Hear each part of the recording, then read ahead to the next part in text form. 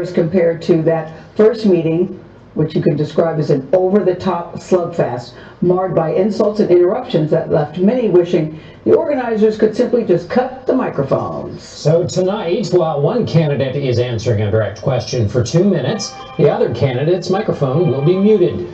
The moderator, NBC's Kristen Welker, has chosen 6 topics: fighting COVID-19, American families, race in America, climate change, national security, and leadership. Leading up to this debate, Biden prepared while he stayed in Delaware. The president held his debate prep in the spaces between multiple campaign rallies this week. There's so much at stake. We want to bring in Nicole Killian. She is inside the debate hall in Nashville. Good evening, Nicole.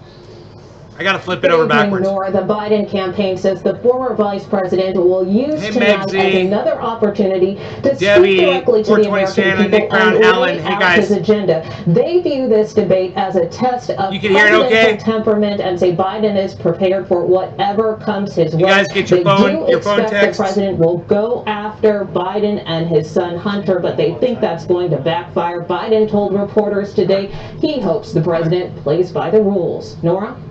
All right, let's bring in CBS's Paula Reed because she covers the White House and President Trump. Paula?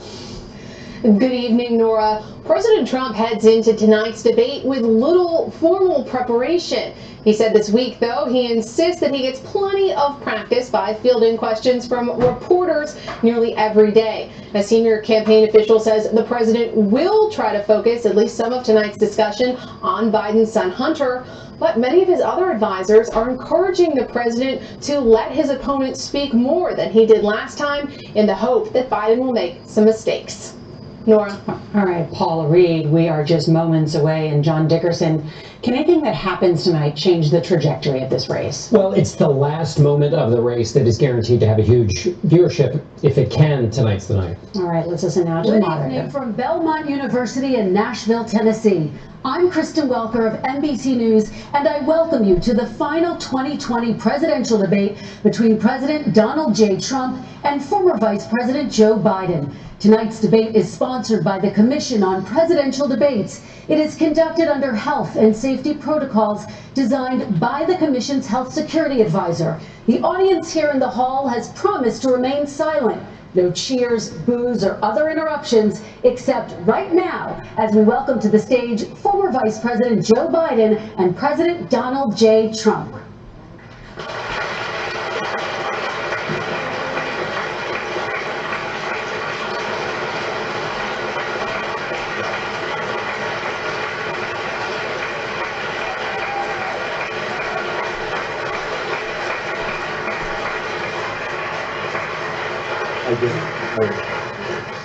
And I do want to say a very good evening to both of you. This debate will cover 6 major topics. At the beginning of each section, each candidate will have 2 minutes uninterrupted to answer my first question. The debate commission will then turn on their microphone only when it is their turn to answer, and the commission will turn it off exactly when the 2 minutes have expired. After that, both microphones will remain on, but on behalf of the voters, I'm going to ask you to please speak one at a time. The goal is for you to hear each other and for the American people to hear every word of what you both have to say. And so with that, if you're ready, let's start. And we will begin with the fight against the coronavirus. President Trump, the first question is for you. The country is heading into a dangerous new phase. More than 40,000 Americans are in the hospital tonight with COVID, including record numbers here in Tennessee. And since the two of you last shared a stage, 16,000 Americans have died from COVID. So please be specific. How would you lead the country during this next stage of the coronavirus crisis? 2 minutes, uninterrupted. So, as you know, 2.2 million people modeled out were expected to die. We closed up the greatest economy in the world in order to fight this horrible disease that came from China. It's a worldwide pandemic. It's all over the world. You see the spikes in Europe and many other places right now. If you notice, the mortality rate is down 85%. The excess mortality rate is way down and much lower than almost any other country. And we're fighting it, and we're fighting it hard. There is a spike. There was a spike in Florida, and it's now gone. There was a very big spike in Texas. It's now gone. There was a very big spike in Arizona. It's now gone. And there are some spikes and surges in other places. They will soon be gone. We have a vaccine that's coming. It's ready. It's going to be announced within weeks, and it's going to be delivered. We have Operation Warp Speed, which is the military is going to distribute the vaccine. I can tell you from personal experience that I was in the hospital, I had it, and I got better, and I will tell you that I had something that they gave me, a therapeutic, I guess they would call it. Some people could say it was a cure, but I was in for a short period of time, and I got better very fast, or I wouldn't be here tonight. And now they say I'm immune, whether it's 4 months or a lifetime. Nobody's been able to say that, but I'm immune.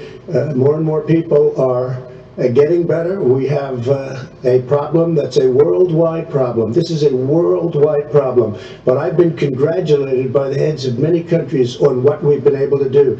If you take a look at what we've done in terms of goggles and masks and gowns and everything else, and in particular ventilators, we're now making ventilators all over the world, thousands and thousands a month, distributing them all over the world. It will go away, and as I say, we're rounding the turn, we're rounding the corner. It's going away. Okay, former Vice President Biden, to you, how would you lead the country out of this crisis? If they mute a mic, we smoke. 220,000 Americans dead. If you hear nothing else I say tonight, hear this. Anyone who's responsible for not taking control, in fact, not saying I take no responsibility initially, anyone who's responsible for that many deaths should not remain as President of the United States of America. We're in a situation where there are 1,000 deaths a day now, 1,000 deaths a day, and there are over 70,000 new cases per day. Compared to what's going on in Europe, as the New England Medical Journal said, they're starting from a very low rate. We're starting from a very high rate. The expectation is we'll have another 200,000 Americans dead between now and the end of the year. If we just wore these masks, the President's own advisors have told him, we could save 100,000 lives. And we're in a circumstance where the President thus far still has no plan, no comprehensive plan. What I would do is make sure we have everyone encouraged to wear a mask all the time. I would make sure we move in the direction of rapid testing, investing in rapid testing. I would make sure that we set up national standards as to how to open up schools and open up businesses so they can be safe, and give them the wherewithal, the financial resources to be able to do that. We're in a situation now where the New England Medical Journal, one of the most serious journals in the whole world, said for the first time ever that the way this president has responded to this crisis has been absolutely tragic. And so, folks, I will take care of this. I will end this. I will make sure we have a plan. President Trump, I'd like to follow up with you in your comments. You talked about taking a therapeutic. I assume you're referencing Regeneron. He's doing good so far. Will be coming within weeks. Trump's doing good. It's all he has to do for the whole debate. It's not a guarantee, but it will be by the end of the year. But I think it has a good chance. There are two companies, I think, within a matter of weeks, and it will be distributed very quickly. Can you tell us which companies? Johnson & Johnson is doing very well, Moderna is doing very well, Pfizer is doing very well, and we have numerous others. And then we also have others that we're working on very closely with other countries, in particular Europe. Let me follow up with you because this is new information. You have said a vaccine is coming soon, within weeks now. Your own officials say it could take well into 2021 at the earliest for enough Americans to get vaccinated. And even then they say the country will be wearing masks and distancing into 2022. Is your timeline realistic? No, I think my timeline is going to be more accurate. I don't know that they're counting on the military the way I do, but we have our generals lined up, one in particular that's the head of logistics. And this is a very easy distribution for him. He's ready to go as soon as we have the vaccine. And we expect to have 100 million vials. As soon as we have the vaccine, he's ready to go. Vice President Biden, I'm ready to smoke 710. Cheers, everybody. So far, nobody has had to have their mic muted. I'll smoke to that. Cheers. I'm impressed. Approved by the government. What steps would you take to give Americans confidence in a vaccine if it were approved? Make sure it's totally transparent. Have the scientists of the world see it, know it, look at it. Go through all the processes. And by the way, this is the same fellow who told you this is going to end by Easter last time. This is the same fellow who told you that, don't worry, we're going to end this by the summer. We're about to go into a dark winter. And he has no clear plan, and there's no prospect that there's going to be a vaccine available for the majority of the American people before the middle of next year. President Trump, your reaction, he says you have no I don't think we're going plan. to have a dark winter at all. We're opening up our country. We've learned and studied and understand the disease, which we didn't at the beginning. When I closed and banned China from coming in heavily infected, and then ultimately Europe, but China was in January. Months later, he was saying I was xenophobic. I did it too soon. Now he's saying, oh, I should have, moved quicker. But he didn't move quicker. He was months behind me. Many months behind me. And frankly, he ran the H1N1 swine flu, and it was a total disaster, far less lethal, but it was a total disaster. Had that had this kind of numbers, 700,000 people would be dead right now, but it was a far less lethal disease. Look, his own person who ran that for him, who, as you know, was his chief of staff, said it was catastrophic, it was horrible, we didn't know what we were doing. Now he comes up and he tells us how to do this. Also, everything that he said about the way, every single move that he said we should make, that's what we've done. We've done all of it. But he was way behind us. Vice President Biden, your response. My response is he is xenophobic, but not because he shut down access from China. And he did it late after 40 countries had already done that. In addition to that, what he did, he made sure that we had 44 people that were in there in China trying to get to Wuhan to determine what exactly the source was. What did the president say in January? He said, no, he said, he's being transparent. The president of China is being transparent. We owe him a debt of gratitude. We have to thank him. And then what happened was we started talking about using the Defense Act to make sure we go out and get whatever is needed out there to protect people. And again, I go back to this. He had nothing, he did virtually nothing. And then he gets out of the hospital and he talks about, don't worry, it's all going to be over soon. Come on. There's not another serious scientist in the world who thinks it's going to be over soon. President Trump, your reaction? I say over soon. I say we're learning to live with it. We have no choice. We can't lock ourselves up in a basement like Joe does. He has the ability to lock himself up. I don't know. He's obviously made a lot of money someplace, but he has this thing about living in a basement. People can't do that. By the way, I, as the president, couldn't do that. I'd love to put myself in the basement or in a beautiful room in the White House and go away for a year and a half until it disappears. I can't do that. And Kirsten, every meeting I had, and I'd meet a lot of families, including Gold Star families and military families, every meeting I had, and I had to meet them. I had to. It would be horrible to have canceled everything. I said, this is dangerous. And you catch it. And I caught it. I learned a lot. Great doctors, great hospitals. And now I recovered. 99.9% of young people recover. 99% of people recover. We have to recover. We can't close up our nation. We have to 99% of people recover. We can't close up our nation, or you're not going to have a nation. And of course, the CDC has said that people can get sick with COVID-19 and can't get sick. Vice President Biden, I want to talk broadly about strategy. You're such an idiot. I respond to that. 30 seconds, please, and then I have a question. No, number one, he says that we're learning to live with it. People are learning to die with it. You folks home will have an empty chair at the kitchen table this morning. That man or wife going to bed tonight and reaching over to try to touch their, out of habit, where their wife or husband was, is gone. Learning to live with it. Come on. He understands that kind of loss. Because he has never said, you said it's dangerous. When's the last time? Is it really dangerous still? Are we dangerous? You tell the people it's dangerous now? What should they do about the danger? And you say, I take no responsibility. Let me talk about your two. Excuse me, I take full responsibility.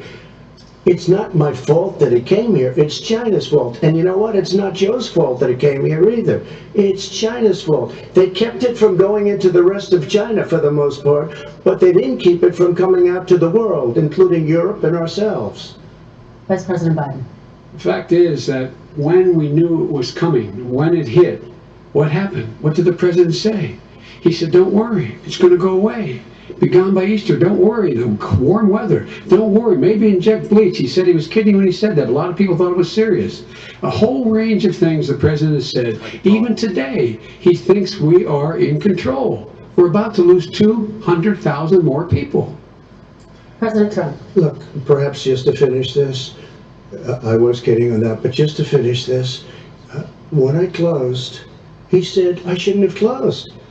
And that went on for months. What, Nancy Pelosi said the same thing. He wasn't she was dancing kidding. in the streets in Chinatown in San Fucking Francisco. straight out lie. He was being serious about injecting bleach. This is a terrible thing. You're xenophobic. I think he called me racist even.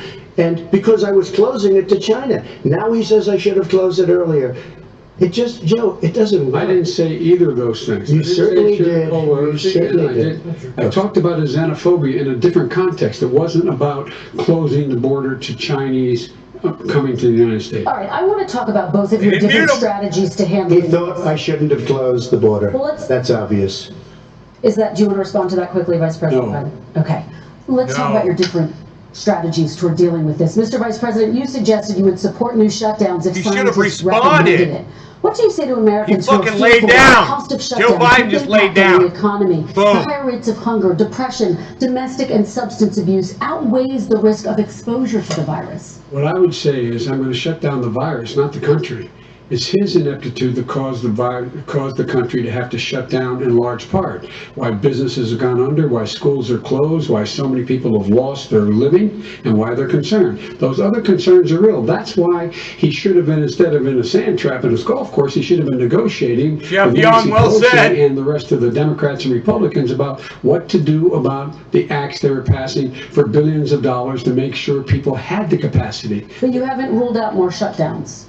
Oh, no, I'm not shutting down the name, but there are, look, you need standards. The standard is if you have a reproduction rate in a community that's above a certain level, everybody says, slow up, more social distancing, do not open bars and do not open gymnasiums, do not open until you get this under control, under more control. But when you do open, give the people the capacity to be able to open and have the capacity to do it safely. For example, schools. Schools, they need a lot of money to open. They need to deal with ventilation systems. They need to deal with smaller classes, more teachers, more pods. Internet. And he refused to support that money, or at least up to now. Let's talk about schools. President Trump, I think we have to respond, if I might. Please, and then I have a follow-up. Thank you, and I appreciate that.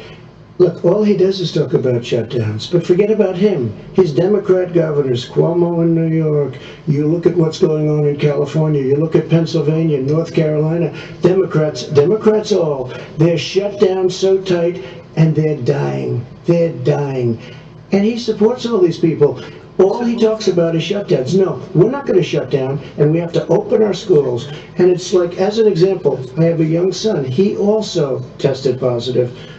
By the time I spoke to the doctor the second time, he was fine. It just went away. Young people, I guess it's their immune system. Let me follow up with you, President Trump. You've demanded schools open in person and insist they can do it safely. But just yesterday, Boston became the latest city to move its public school system entirely online after a coronavirus spike. What is your message to parents who worry that sending their children to school will endanger not only their kids, but also their teachers and families? I want to open the schools. You guys, the transmittal rate to the teachers what delay is LaRourke talking about? But I want to open the schools. Is there some sort of delay? What? We're not going to have a country.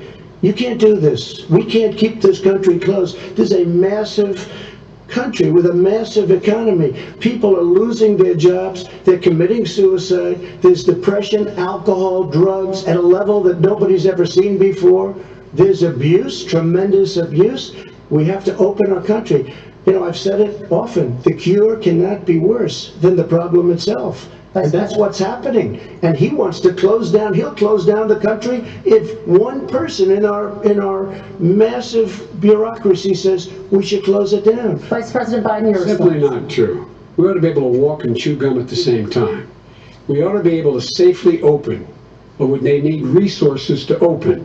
You need to be able to, for example, if you're going to open a business, have social distancing within the business. You need to have, if you have a restaurant, you need to have plexiglass dividers so people cannot infect one another. You need to be in a position where you can take testing rapidly and know whether a person is in fact infected. You need to be able to trace. You need to be able to provide all the resources that are needed to do this. And that is not inconsistent with saying that what we're going to make sure that we open safely. And by the way, all you teachers out there, not that many of you are going to die, so don't worry about it.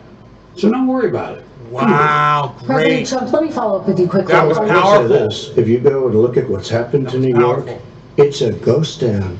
It's a ghost town. And when you talk about plexiglass, these are restaurants that are dying. These are businesses with no money.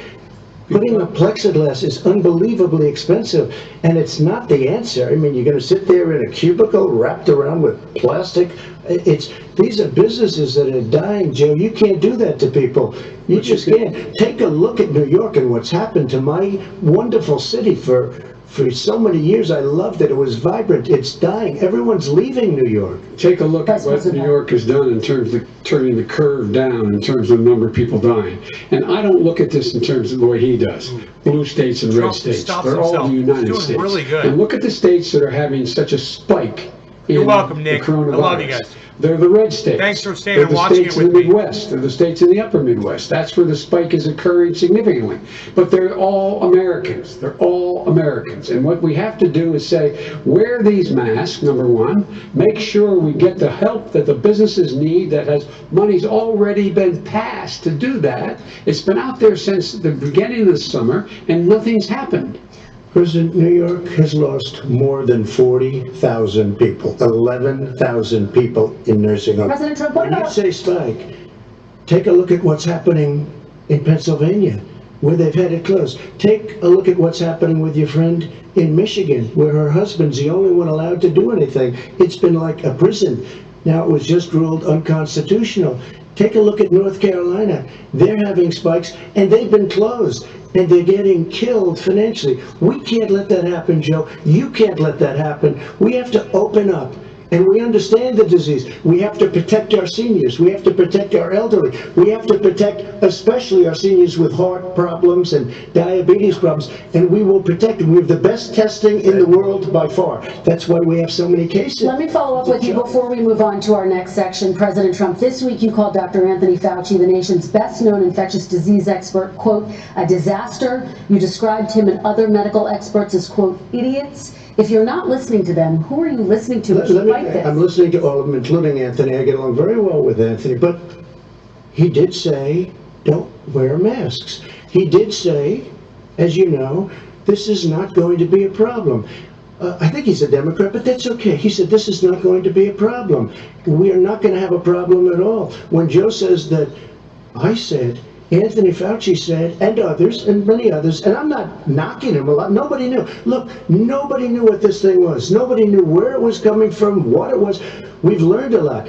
But Anthony said, don't wear masks. Now he wants to wear masks. Anthony also said, if you look back, exact words, here's his exact words. This is no problem. This is going to go away soon. So he's allowed to make mistakes. He happens to be a good person. Vice President Biden, your response quickly, and then we're going to move on to the next section. My response is that think about what the president knew in January and didn't tell the American people.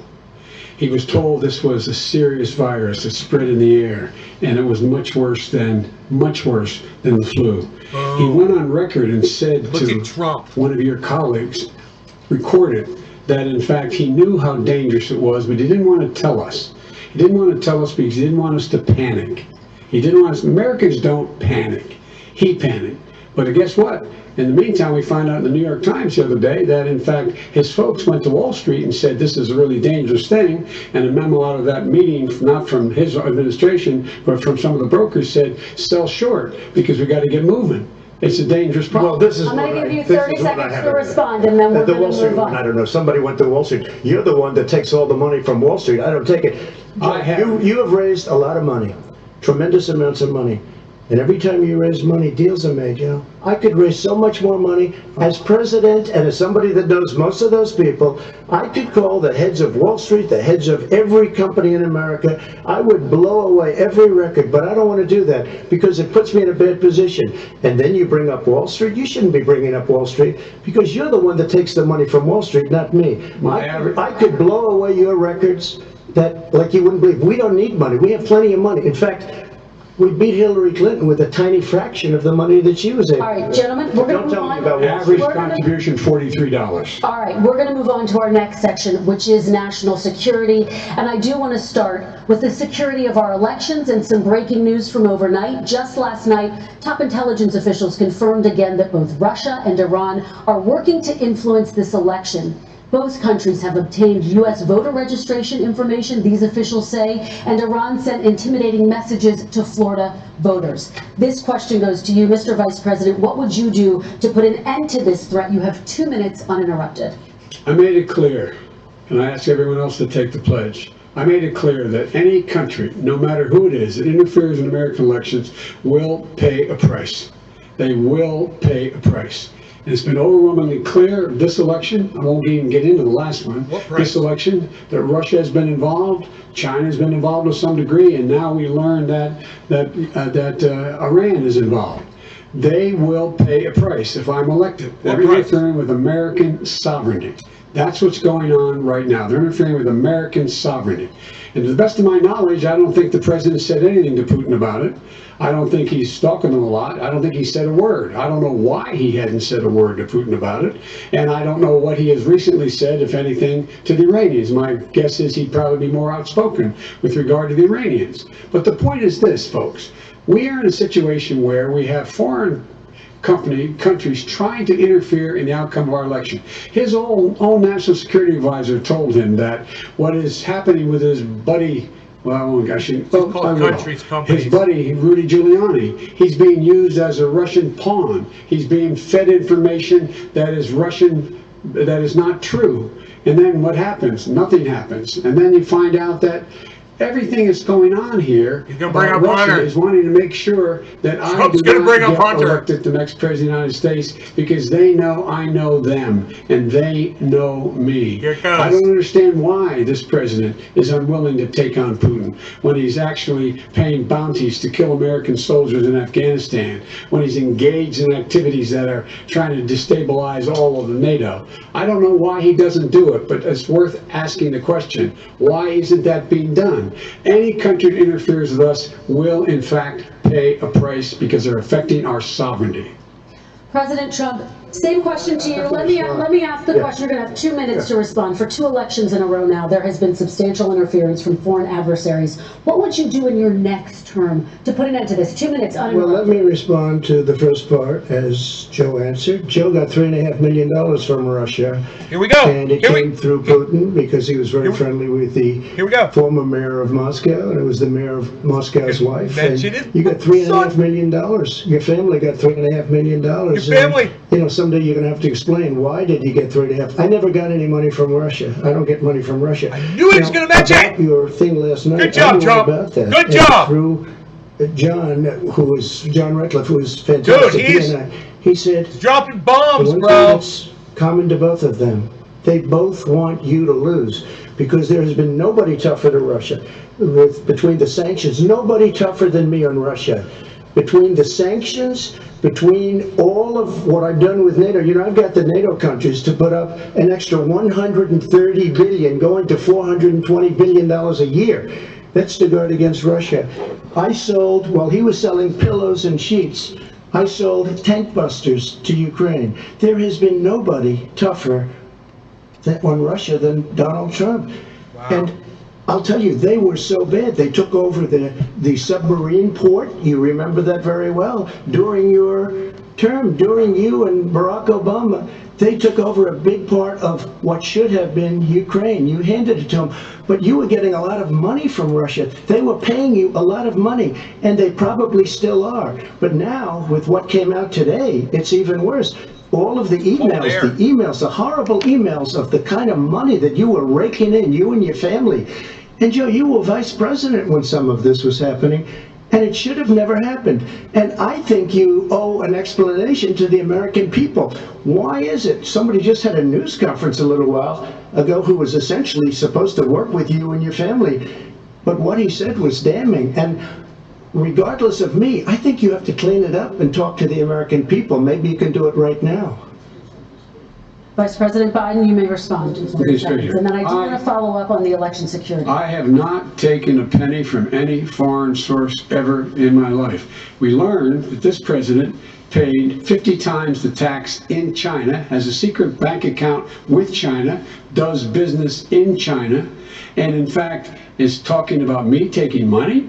I've not taken a single penny from any country whatsoever, ever. Number one. Number two, This is a president. I have released all of my tax returns. 22 years. Go look at them. 22 years of my tax return. You have not released a single solitary year of your tax return. What are you hiding? Why are you unwilling? The foreign countries are paying you a lot. Russia's paying you a lot. China's paying you a lot. And your hotels and all your businesses all around the country, all around the world. And China's building a new road to a new a golf course you have overseas. So what's going on here? Why don't release your tax return or stop talking about corruption? President Trump, your response. First of all, I called my accountants, underwrote it. I'm going to release them as soon as we can. I want to do it. And it'll show how successful, how great this company is. But much more importantly than that, people were saying $750.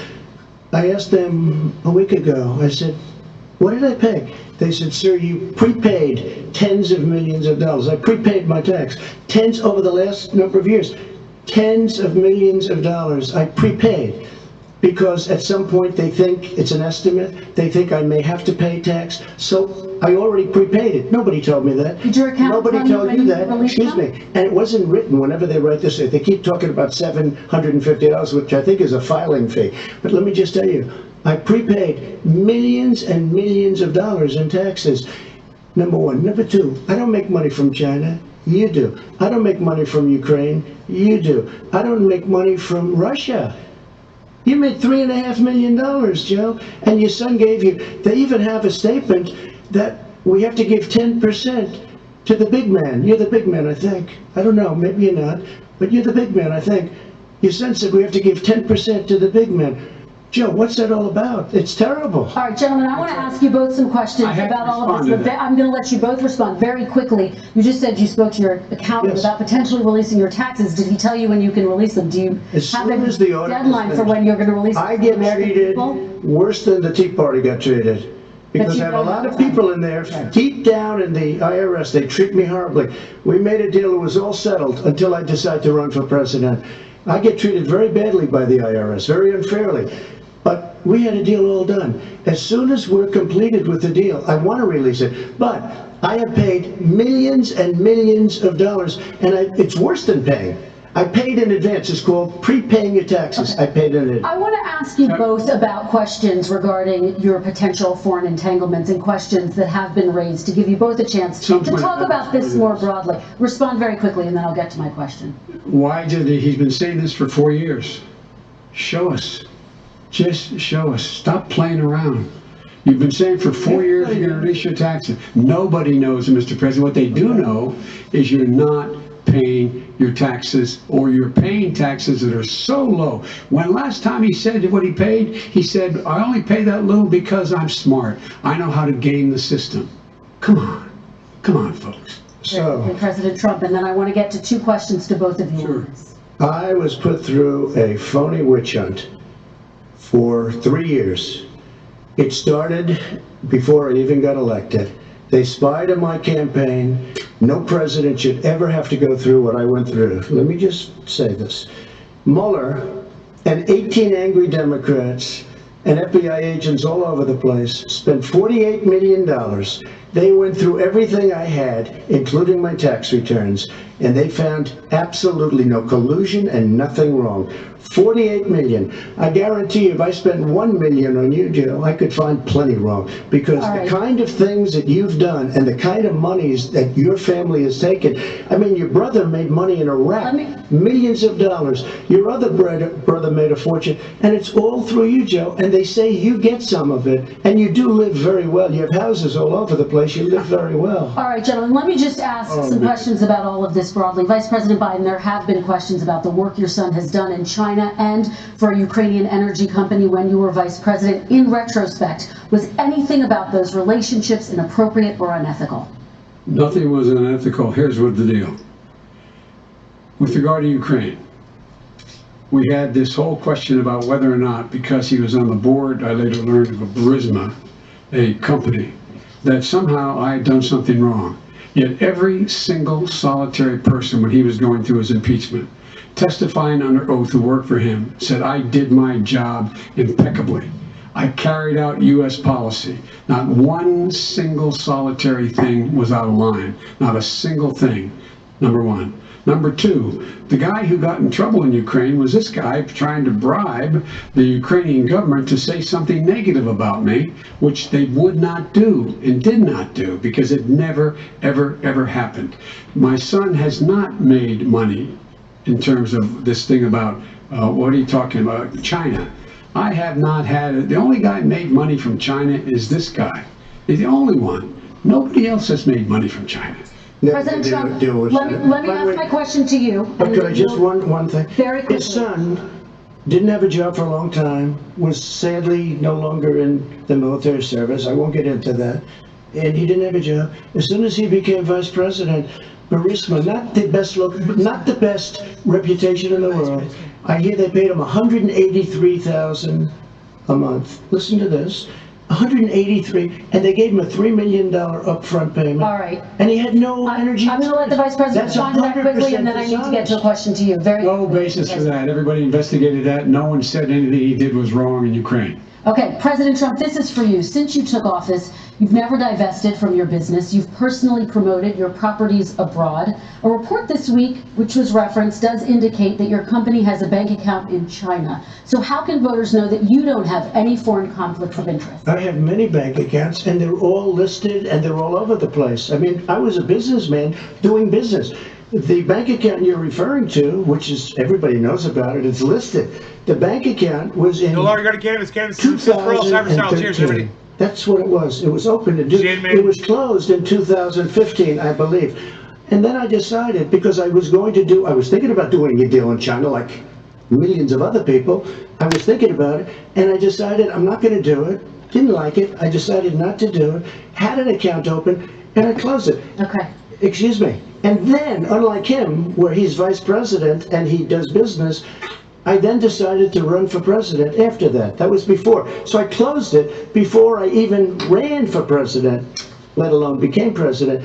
Big difference. He is the vice president of the United States, and his son, his brother, and his other brother are getting rich. They're like a vacuum cleaner. They're sucking up money. President Trump, thank you. We do need to move on. I do want to ask you, Vice President Biden, about China. Let's talk about China more broadly.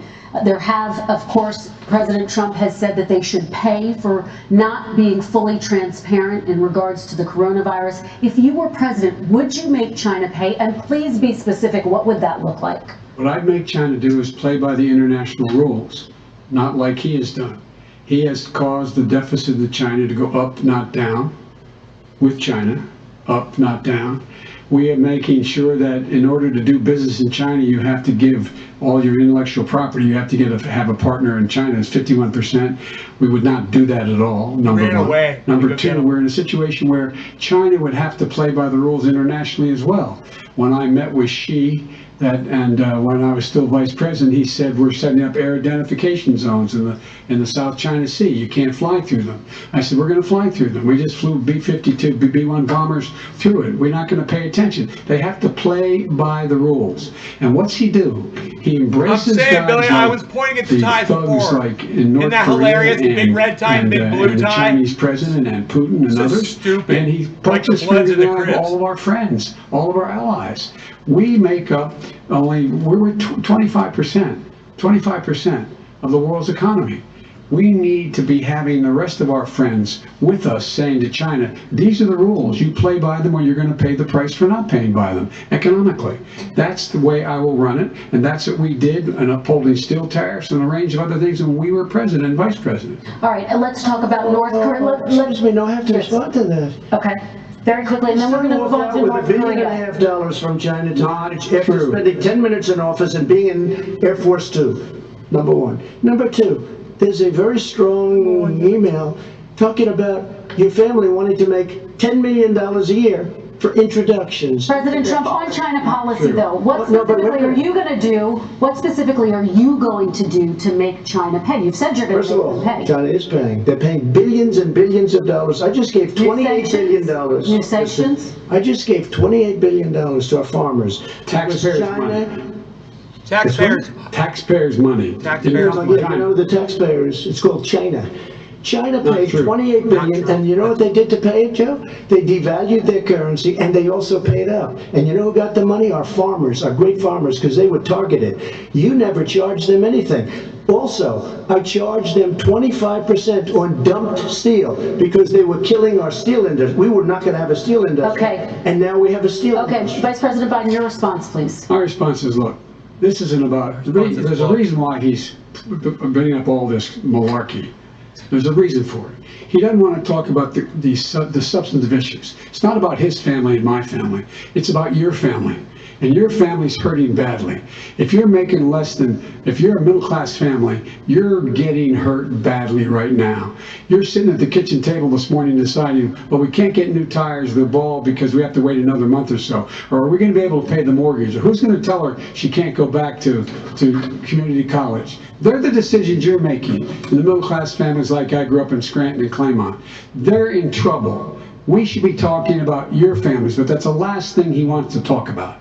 I want to talk about I like when he looks at the camera and addresses the people. 10 seconds, Mr. President, 10 seconds. Political Trump does statement. that. Let's get off this China thing, and then he looks, the family, around the table, everything. Just a typical politician when I see that. Let's talk about I'm not North a typical Korea. politician. Okay. That's why I got elected. Let's get off the subject of China. Let's talk around, sitting around the table. All right. Come on, Joe, you can do better. We're going to talk about North Korea now. President Trump, you've met with North Korean leader Kim Jong-un 3 times. You've talked about your beautiful letters with him. You've touted the fact that there hasn't been a war or a long-range missile test, and yet North Korea recently rolled out its biggest ever intercontinental ballistic missile and continues to develop its nuclear arsenal. Do you see that as a betrayal of the relationship you forged? Just 30 seconds here because we need to get on to the next. So when I met with Barack Obama, we sat in the White House right at the beginning, had a great conversation. It was supposed to be 15 minutes and it was well over an hour. He said the biggest problem we have with North Korea. He indicated we will be in a war with North Korea. Guess what? It would be a nuclear war, and he does have plenty of nuclear capability. In the meantime, I have a very good relationship with him. Different kind of a guy, but he probably thinks the same thing about me. We have a different kind of a relationship. We have a very good relationship, and there's no war. And you know, about 2 months ago, he broke into a certain area. They said, oh, there's going to be trouble. I said, no, they're not, because he's not going to do that. And I was right. Look, instead of being in a war where millions of people, Seoul, you know, is 25 miles away, millions and millions, 32 million people in Seoul, millions of people would be dead right now. President Trump, that's 30 seconds. Thank you. Vice President Biden, to you. North Korea conducted 4 nuclear tests under the Obama administration. Why do you think you would be able to rein in this persistent threat? Because I make it clear, which we were making clear to China, they had to be part of the deal. Because here's the reason. I made it clear, and as a spokesperson of the administration when I went to China, that they said, why are you moving your missile defense up so close? Why are you moving more forces here? Why are you continuing to do military maneuvers with South Korea? I said, because North Korea is a problem, and we're going to continue to do it so we can control them. We're going to make sure we can control them and make sure they cannot hurt us.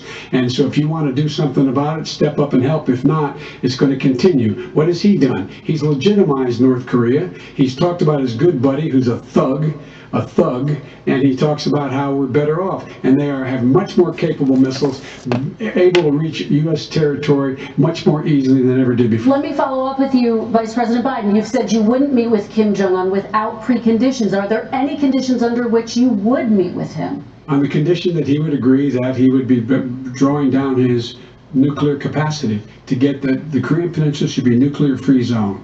All right, let's move on to American families. They tried to meet with him. 10 seconds, President. They tried to meet with him. He wouldn't do it.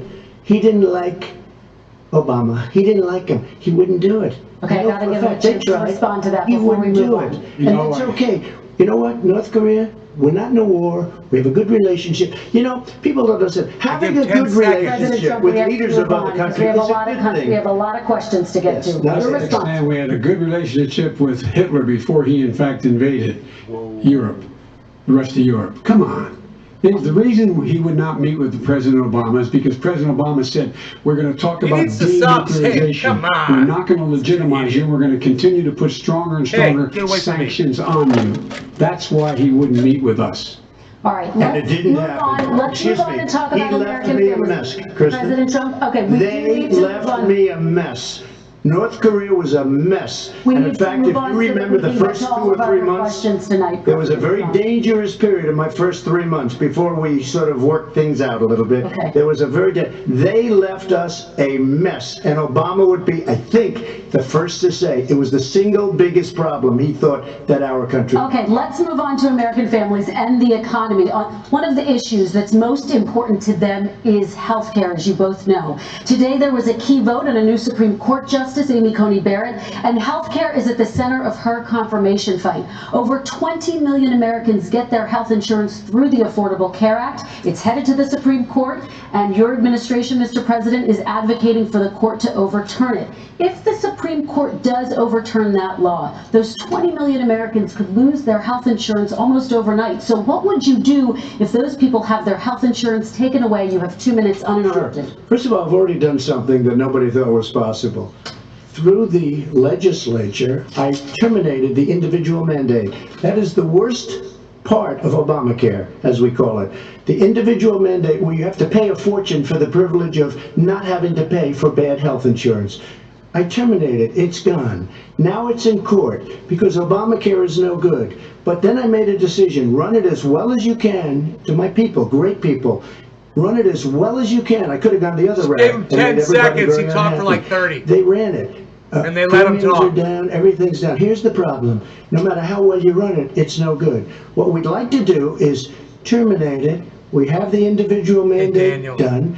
I don't know that it's going to work. If we don't win, we will have to run it, and we'll have Obamacare, but it'll be better run. But it no longer is Obamacare, because without the individual mandate, it's much different. Pre-existing conditions will always stay. What I would like to do is a much better health care, much better, will always protect people with pre-existing. So I'd like to terminate Obamacare, come up with a brand new, beautiful health care. The Democrats will do it because there'll be tremendous pressure on them, and we might even have the House by that time, and I think we're going to win the House, okay? You'll see, but I think we're going to win the House. But come up with a better health care, always protecting people with pre-existing conditions. And one thing very important, we have 180 million people out there that have great private health care. Far more than we're talking about with Obamacare. Joe Biden is going to terminate all of those policies. These are people that love their health care. People that have been successful, middle-income people, been successful. They have 180 million plans, 180 million people, families. Under what he wants to do, which will basically be socialized medicine, he won't even have a choice. They want to terminate 180 million plans. We have done an incredible job on health care. And we're going to do even better. Okay, Vice President, they muted him. This is for you. Your health we got smoked. They just muted Donald Trump. So my question is, what holy is your plan shit! If the law is ruled unconstitutional, they fucking muted the president of the United States in a debate. What I'm going to do is pass what bunch of public fucking bastards. Become Biden care. The public option is an option that says all he tried to say was just do watch. Not have the wherewithal to be, if you qualify for Medicaid and you do not have the wherewithal, then your state to get Medicaid, you automatically are enrolled, providing competition for insurance companies. That's what's going to happen. Secondly, smoke for every mute. They muted him. No longer going to get him to the crowd. Style. Cheers, everybody. It is 420 in Newfoundland as well. By allowing the Medicare to negotiate drug prices with the insurance companies. Thirdly, the idea that I want to eliminate private insurance, the reason why I had such a fight with 20 candidates for the nomination was I support private insurance. That's why I didn't, not one single person with private insurance would lose their insurance under my plan, nor did they under Obamacare. They did not lose their insurance unless they chose they wanted to go to something else. Lastly, we're going to make sure we're in a situation that we actually protect pre-existing. There's no way he can protect pre-existing conditions. None, zero. You can't do it in ether. He's been talking about this for a long time. He's never come up with a plan. I guess we're going to get the pre-existing condition plan the same time we get the infrastructure plan. Where's taxes? We've been waiting since 17, 18, 19, and 20. The fact, I still have a few more minutes. I know you're getting anxious. The fact is that he's already cost the American people, because of his terrible handling of the COVID virus and the economic spillover, 10 million people have lost their private insurance. And he wants to take away 22 million more people who have it on Obamacare, and over 110 million people with pre-existing conditions, and all the people from COVID are going to have pre-existing conditions. What are they going to do? I have a follow-up for you, Vice President Biden. It relates to something that President Trump said. He's accusing you of wanting socialized medicine. What do you say to people who have concerns that your health care plan, which includes a government insurance option, takes the country one step closer to a health care system run entirely by the government? I say it's ridiculous. It's like saying that, you know, the idea that the fact that there's a public option that people can choose, that makes it a socialist plan. Look, the difference between the president, I think healthcare is not a privilege, it's a right. Everyone should have the right to have affordable healthcare. And I am very proud of my plan. It's gotten endorsed by all the major labor unions, as well as a whole range of other people who in fact are concerned in the medical field. This is something that's going to save people's lives, and this is going to give some people an opportunity to have health care for their children. How many of you home are worried and rolling around in bed tonight wondering what in God's name you're going to do if you get sick? Because you've lost your home insurance, your health insurance, your company's gone under. We have to provide health insurance for people at an affordable rate, and that's what I do. President Trump, he was there for 47 years. He didn't do it. He was now there as vice president for 8 years, and it's not like it was 25 years ago. It was 3 3/4. It was just a little while ago, right? Less than 4 years ago.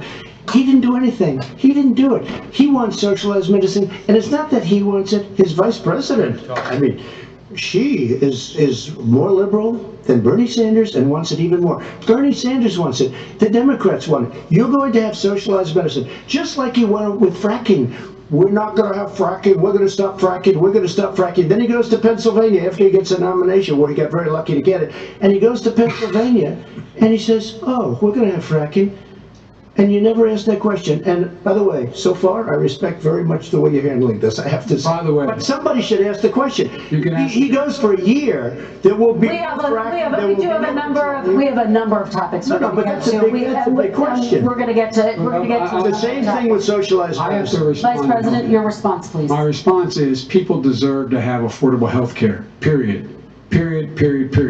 And the Biden care proposal will in fact provide for that affordable health care, lower premiums. What we're going to do is going to cost some money. It's going to cost over $750 billion over 10 years to do it. And you're going to have lower premiums. You can buy into the better plans, the cheaper plans, lower your premiums, deal with unexpected billing, and have your drug prices drop significantly. He keeps talking about it. He hasn't done a thing for anybody on health care. Not a thing. When he says public option, he's talking about socialized medicine and and health care. When he talks about a public option, he's talking about destroying your Medicare, totally destroying your Social Security, and this whole country will come down. You know, Bernie Sanders tried it in his state. He tried it in his state. His governor was a very liberal governor. They wanted to make it work. Okay, let's hear Vice President Biden respond. It doesn't work. He's a very confused guy. He thinks he's running against somebody else. He's running against Joe Biden. I beat all those other people because I disagreed with them. Joe Biden he's running against. And the idea that we're in a situation that they're going to destroy Medicare, this is the guy that the actuary at Medicare said, if in fact, at Social Security, if in fact he continues to withhold his plan to withhold the tax on Social Security will be bankrupt by 2023. With no way to make up for it. This is the guy who's tried to cut Medicare. So I mean, the idea that Donald Trump is lecturing me on Social Security and Medicare? Come on. He tried to get rid of, he tried to hurt Social Security years ago. Years ago. Go back and look at the records. He tried to hurt Social Security years ago. All right, let's move on. This is the guy that when they announced Mr. President, I will move on to the next question. They said the stock market will boom if I'm elected. If he's elected, the stock market will crash. Okay, let's move on to the next question very quickly. Look, the idea that the stock market is booming is his only measure of what's happening. Where I come from in Scranton and Claymont, the people don't live off of the stock market. Just in the last three years during this crisis, the billionaires in this country made, according to the Wall Street, $700 billion more dollars. $700 billion more dollars, because that's his only measure. What happens to the ordinary people out there? What happens to them? Let's talk about 401ks. We're going to move on. 401ks are through the roof. We're going to move on. Stock are through the roof. All right. And he doesn't come from Scranton. That's like he lived there for a short period of time before he even knew it. We're going to move on to the next question. And the people of Pennsylvania Let me move on to my next question, They gentlemen. understand. As of tonight, more than 12 million people are out of work, and as of tonight, 8 million more Americans have fallen into poverty, and more families are going hungry every day. Those hit hardest are women and people of color. They see Washington fighting over a relief bill. Mr. President, why haven't you been able to get them the help they need? 30 seconds here. Because Nancy Pelosi doesn't want to approve it. I do. But you're the president. I do, but I still have to get. Unfortunately, that's one of the reasons I think we're going to take over the House, because of her. Nancy Pelosi doesn't want to approve anything because she'd love to have some victories on a date called November 3rd. Nancy Pelosi does not want to approve it. We are ready, willing, and able to do something. Don't forget, we've already approved 3 plans, and it's gone through, including the Democrats, in all fairness. This one she doesn't want. It's near the election because she thinks it helps her politically. I think it hurts her politically. All right, Mr. Vice President. You know, the Republican leader in the United States Senate said he can't pass it. He will not be able to pass it. He does not have Republican votes. Why isn't he talking to his Republican friends? Let me follow up with you, Vice President. We made a Biden, deal. because let me ask Vice President Biden a question. You are the leader of the Democratic Party. Why have you not pushed the Democrats to get a deal for the American people? Well, I have, and they have pushed it. Look, they passed this act all the way back in the beginning of the summer. This is like it's not new. It's been out there. This HEROES Act has been sitting there. And look at what's happening. When I was in charge of the Recovery Act with $800 billion, I was able to get $145 billion to local communities that have to balance their budgets, and states that have to balance their budgets, so then have to fire firefighters, teachers, first responders, law enforcement officers, so they can keep their cities and counties running. He will not support that. They have not done a thing for them. And Mitch McConnell said, let them go bankrupt. Let them go bankrupt. Come on. What's the matter with The bill that was passed in the House was a bailout of badly run, high crime, Democrat, all run by Democrats, cities and states. It was a way of getting a lot of money, billions and billions of dollars to these kids. It was also a way of getting a lot of money from our people's pockets to people that come into our country illegally. We were going to take care of everything for them. And what that does, and I'd love to do that, I'd love to help them, but what that does, everybody all over the world will start pouring into our country. We can't do it. This was a way of taking care of them. This was a way of spending on things that had nothing to do with COVID, as per your question. But it was really a big bailout for badly run Democrat cities and states. All right, If I get elected, I'm running as a proud Democrat, but I'm going to be an American president. I don't see red states and blue states. What I see is American, United States. Well said. And folks, every single state out there finds themselves in trouble. They're going to start laying off, whether they're red or blue, cops, firefighters, first responders, because teachers, because they have to balance their budget. And the founders were smart. They allowed the federal government to deficit spend to compensate for the United States of America. I want to talk about the minimum wage, gentlemen. Mr. Vice President, we are talking a lot about struggling small businesses and business owners these days. Do you think this is the right time to ask them to raise the minimum wage? You, of course, support a $15 federal minimum wage. I do, because I think one of the things we're going to have to do is we're going to have to bail them out, too. We should be bailing them out now, those small businesses. You got 1 in 6 of them going under. They're not going to be able to make it back. They passed a package that allows us to be able to call PPP. Money is supposed to go to help them do everything from organize how they can deal with their businesses being open safely. Schools, how they can make classrooms smaller, how they can hire more teachers, how they can put ventilation systems in. They need the help. The businesses as well as the schools need the help. But these guys will not help them. Is not giving them any of the money. We are going to move on to immigration, but I want to get your reaction. We have to help our small businesses by raising the minimum wage. That's not helping. I think it should be a state option. Alabama is different than New York. New York is different from Vermont. Every state is different. It should be a state option. You said very We have to help. It's very important. We have to help our small businesses. How are you helping your small businesses when you're forcing wages? What's going to happen, and what's been proven to happen, is when you do that, these small businesses fire many of their employees. You said very recently you would consider raising the federal minimum wage to $15 an hour. You said recently you would consider raising the federal minimum wage to $15 an hour. Is that still the case? And I would consider it to an extent, but what I really like, in a second administration, but not to a level that's going to put all these businesses out of business. It should be a state option. Look, I've lived in different places. I know different places. They're all different. Some places, $15 is not so bad. In other places, other states, $15 would be Okay, President Trump, thank you. Quick response, Vice President Biden. 2 jobs, 1 job, be below poverty. People are making $6, $7, $8 an hour. These first responders we all clap for as they come down the street because they've allowed us to make it. What's happening? They deserve a minimum wage of $15. Anything below that puts you below the poverty level. And there is no evidence that when you raise the minimum wage, businesses go out of business. That is simply not true. We're going to talk about immigration. We're going to talk about immigration now, gentlemen, and we're going to talk about families within this context. Mr. President, your administration separated children from their parents at the border, at least 4,000 kids. You've since reversed your zero-tolerance policy, but the United States can't locate the parents of more than 500 children. So how will these families ever be reunited? Children are brought here by coyotes and lots of bad people, cartels, and they're brought here, and they used to use them to get into our country. We now have as strong a border as we've ever had.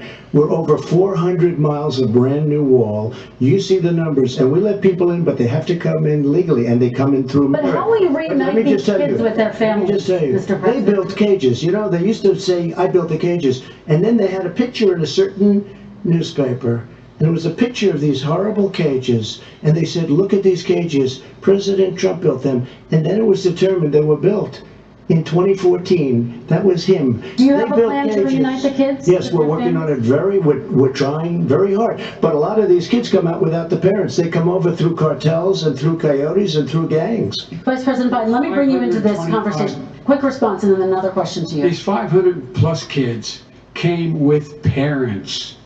They separated them at the border to make it a disincentive to come to begin with. Real tough, we're really strong. And guess what? They cannot, it's not coyotes didn't bring them over, their parents were with them. They got separated from their parents.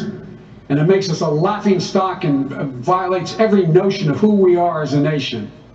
Let me ask you a follow-up question. They did it. We changed the policy. Your response to that? We changed. They built the cages.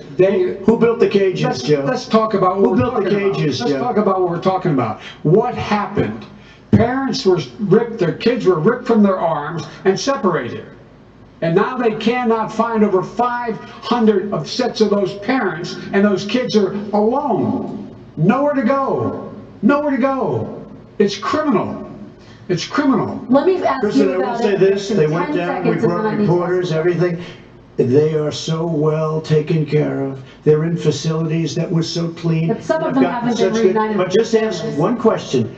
Who built the cages? I'd love you to ask him that. Who built the cages? Let me ask about your immigration policy, Mr. Vice President. The Obama administration did fail to deliver immigration reform, which had been a key promise during the administration. It also presided over record deportations as well as family detentions at the border before changing course. So why should voters trust you with an immigration overhaul now? Because we made the mistake. It took too long to get it right. It took too long to get it right. I'll be president of the United States, not vice president of the United States. And the fact is, I've made it very clear. Within 100 days, I'm going to send to the United States Congress a pathway to citizenship for over 11 million undocumented people.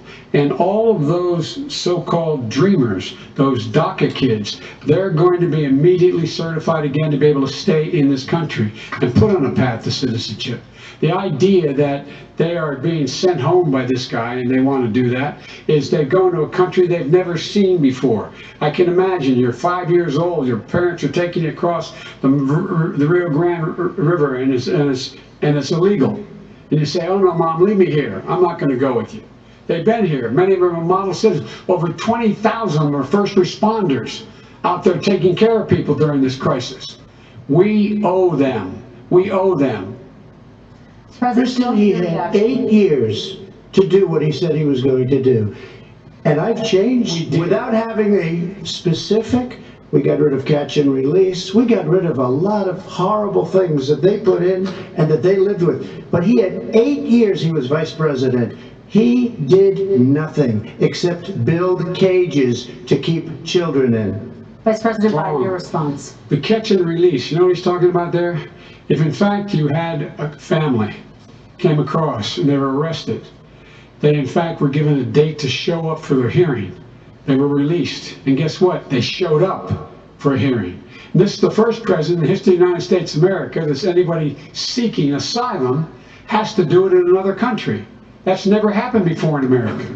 That's never happened before in America. You come to the United States and you make your case that I seek asylum based on the following premise: why I deserve it under American law. They're sitting in squalor on the other side of the river. President Trump, your response, 30 seconds, and then we'll move on. It just shows that he has no understanding of immigration or the laws. Catch and release is a disaster. A murderer would come in, a rapist would come in, a very bad person would come in. We would take their name. We have to release them into our country. And then you say they come back. Less than 1% of the people come back. We have to send ICE out and Border Patrol out to find them. We would say, come back in 2 years, 3 years. We're going to give you a court case. You did Perry Mason. We're going to give you a court case.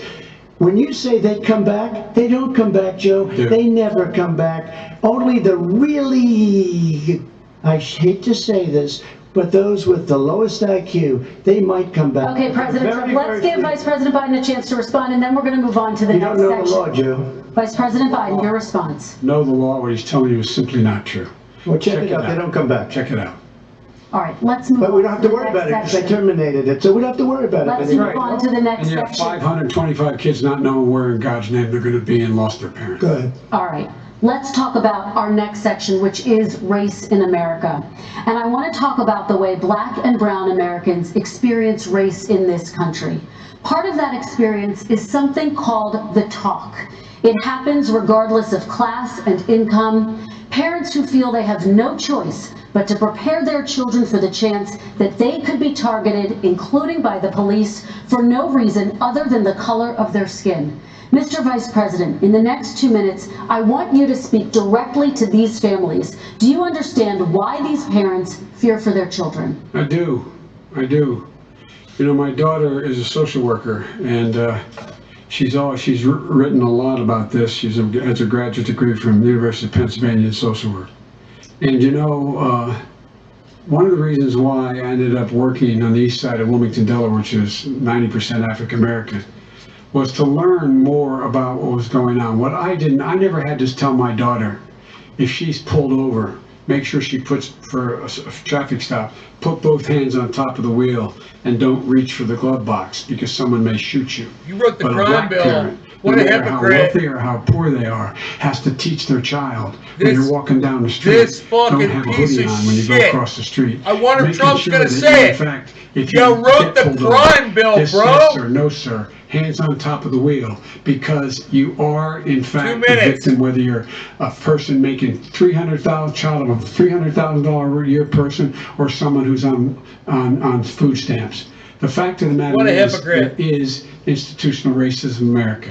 And we have always said, we've never lived up to it. Do we hold these truths to be self-evident? Crack cocaine is worse than crack powder, right? Right, Joe? Never ever lived up to it, but we've always constantly been moving the needle further and further to inclusion, not exclusion. This is the first president to come along and says that's the end of that. We're not going to do that anymore. We have to provide for economic opportunity, better education, better health care, better access to schooling, better access to opportunity to borrow money to start businesses. All the things we can do, and I've laid out a clear plan as to how to do those things, just to give people a shot. It's about accumulating the ability to have wealth as well as it is to be free from violence. President Trump, same question to you, and let me remind you of the question. I would like you to speak directly to these families. Do you understand why these parents fear for their children? Yes, I do. And again, He's been in government 47 years. He never did a thing except in 1994 when he did such harm to the black community. And they were called, and he called them super predators. And he said that. He said it, super predators. And they have never lived that down. 1994, your crime bill, the super predators. Nobody has done more for the black community than Donald Trump. And if you look, with the exception of Abraham Lincoln, possible exception, but the exception of Abraham Lincoln, nobody has done what I've done. Criminal justice reform, Obama and Joe didn't do it. I don't even think they tried because they had no chance at doing it. They might have wanted to do it, but if you had to see the arms I had to twist to get that done, it was not a pretty picture. And everybody knows it, including some very liberal people that cried in my office. They cried in the Oval Office. 2 weeks later, they're out saying, gee, we have to defeat him. Criminal justice reform, prison reform, opportunity zones with Tim Scott, a great senator from South Carolina. He came in with this incredible idea for opportunity zones. It's one of the most successful programs. People don't talk about it. Tremendous investment is being made. Biggest beneficiary, the black and Hispanic communities, and then historically black colleges and universities. After 3 years of coming to the office, I love some of those guys. They were great. They came into the office and they said, I said, what are you doing? After 3 years, I said, why do you keep coming back? Because we have no funding. I said, you don't have to come back every year. We have to come back. Because President Obama would never give them long-term funding. And I did. 10-year long-term funding, and I gave them more money than they asked for because they said, I think you need more. And I said, the only bad part about this is I may never see you again because I got very friendly with them. And they like me and I like them. But I saved historically black colleges and universities. Okay, and we're going to talk about both of your records, but your response to that, Vice Chair. My response to that is I never, ever said what he accused me of saying. The fact of the matter is, in 2000, though, after the crime bill had been in the law for a while, this is a guy who said, the problem with the crime bill, there's not enough people in jail. There's not enough people in jail. And go on my website, get the quote, the date when he said it. Not enough people. He talked about marauding gangs, young gangs, and the people who are going to maraud our cities. This is a guy who in the Central Park five innocent black kids, he continued to push for making sure that they got the death penalty. None of them were guilty of the crimes they were suggested. Look, and talk about granted, he did in fact let 20 people, he commuted 20 people's sentences. We commuted over 1,000 people's sentences.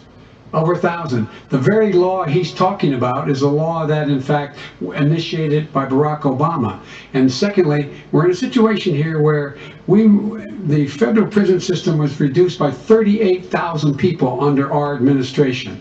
And one of these things we should be doing, there should be no minimum mandatories in the law. That's why I'm offering $20 billion to states to change their state laws to eliminate minimum mandatories and set up drug courts. No one should be going to jail because they have a drug problem. They should be going to rehabilitation, not to jail. Whoa! We should fundamentally change the system, and that's what I'm going to do. Why didn't he do it 4 years ago? Why didn't you do that 4 years ago, even less than that? Why didn't you? You were vice president. You keep talking about all these things you're going to do and you're going to do this, but you were there just a short time ago and you guys did nothing. We did. You know, Joe, I ran because of you. I ran because of Barack Obama, because you did a poor job. If I thought you did a good job, I would have never run. I would have never run. I ran because of you. I'm looking at you now. You're a politician. I ran because of you. All right, Vice President Biden, your response to that, and then I do have some questions for both of you. Well, I'll tell you what, I hope he does look at me, because what's happening here is, you know who I am, you know who he is, you know his character, you know my character, you know our reputations for honor and telling the truth. I am anxious to have this race. I'm anxious to see this take place. The character of the country is on the ballot. Our character is on the ballot. Look at this closely. Let me ask some follow-up. Please respond, and then we're going to have follow-up. If this stuff is true about Russia, Ukraine, China, other countries, Iraq, if this is true, then he's a corrupt politician. Right. So don't give me the stuff about how you're this innocent baby. Joe, they're calling you a corrupt politician. Nobody. President Trump, I want to stay on the issue of race. We're talking about the issue from hell. President Trump, Nobody. we're talking about race right now, and I do want to stay on the issue of race. President Trump, And I have to respond to that. Please, because look, very quick. there are 50 former national intelligence folks who said that what he's accusing me of is a Russian plant. They have said that this has all the 5 former heads of the CIA, both parties, say what he's saying is a bunch of garbage. Nobody believes it except his and his good friend Rudy Giuliani. You mean the laptop is now another Russia hoax? That's exactly what. Is this that's where you're exactly going? what. This is where he's going. The laptop is Russia. Gentlemen, I want to stay on the issue of race. You okay? have to be kidding. Here we Mr. go President, again with Russia. We're going to continue on the issue of race. Mr. President, believe you've that one. described the Black Lives Matter movement as a symbol of hate. You've shared a video of a man chanting white power to millions of your supporters. You've said that black professional athletes exercising their First Amendment rights should be fired. What do you say to Americans who say that kind of language from a president is contributing to a climate of hate and racial strife? Well, you have to understand, the first time I ever heard of Black Lives Matter, they were chanting pigs in a blanket, talking about police. Pigs, talking about our police. Pigs in a blanket, fry them like bacon. I said, that's a horrible thing. And they were marching down the street. And that was my first glimpse of Black Lives Matter. I thought it was a terrible thing. As far as my relationships with all people, I think I have great relationships with all people. I am the least racist person in this room. Well, what do you say to Americans who are concerned by that rhetoric? I don't know. I mean, I don't know what to say. I got criminal justice reform done and prison reform and opportunity zones. I took care of black colleges and universities. I don't know what to say. They can say anything. I mean, they can say anything.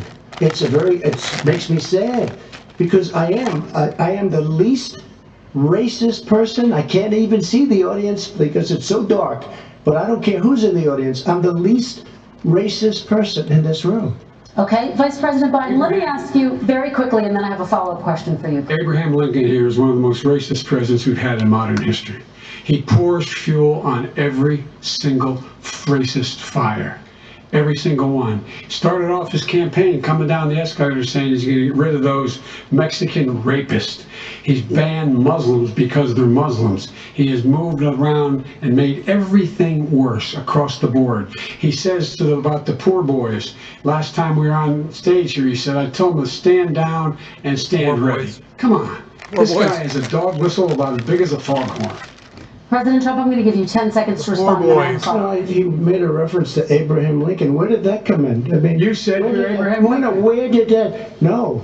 I said not since Abraham Lincoln has anybody done what I've done for the black community. And I'm saying, I didn't say I'm Abraham Lincoln. I said not since Abraham Lincoln has anybody done what I've done for the black community. Now, you have done nothing other than the crime bill, which put tens of thousands of black men, mostly, in jail. All right, You know what? They remember it because if you look at what's happening with the voting right now, Donald Trump's doing great. they treated them very, very badly. Just take a look at what's happening out there. Vice President Biden, let me give you a chance to respond within this context. Crime bills that you supported in the 80s and 90s contributed to You guys want my take on this? They're both beating the shit out of each other. It's even. 50-50. Nobody wins, nobody loses. It's a total draw. That's my take. Before the goddamn thing's over. One of the things I'm tweeting it right now. Passed 100%. All 100 senators voted for it.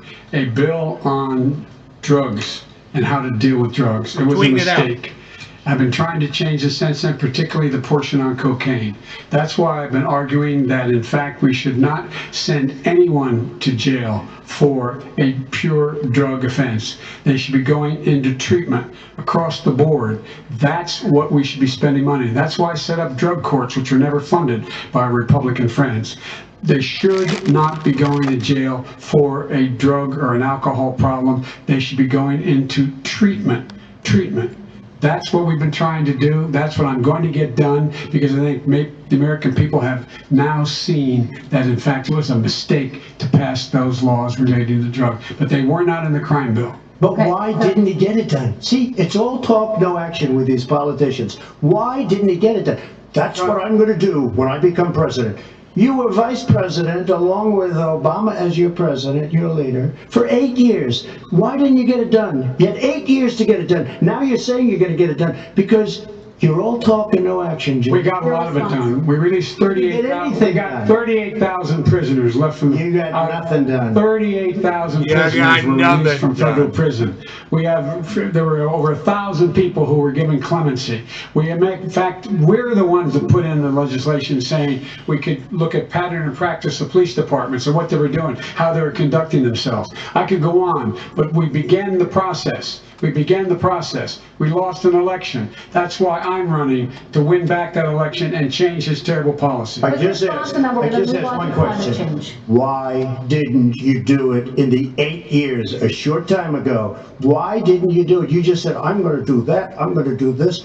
You put tens of thousands of mostly black young men in prison. Now you're saying you're going to undo that. Why didn't you get it done? You had 8 years with Obama.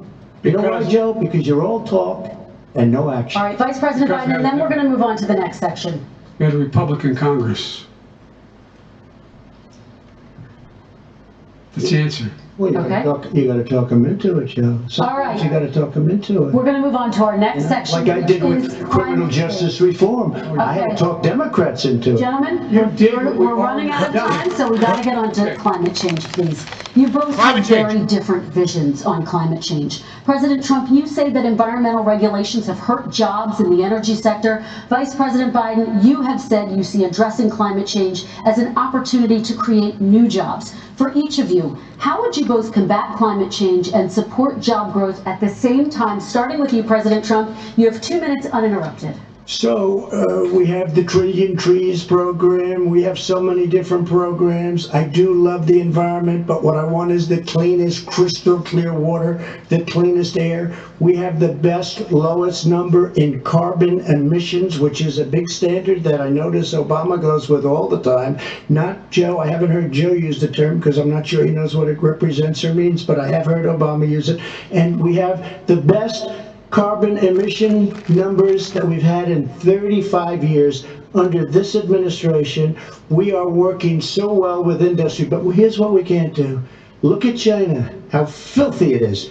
Look at Russia. Look at India. It's filthy. The air is filthy.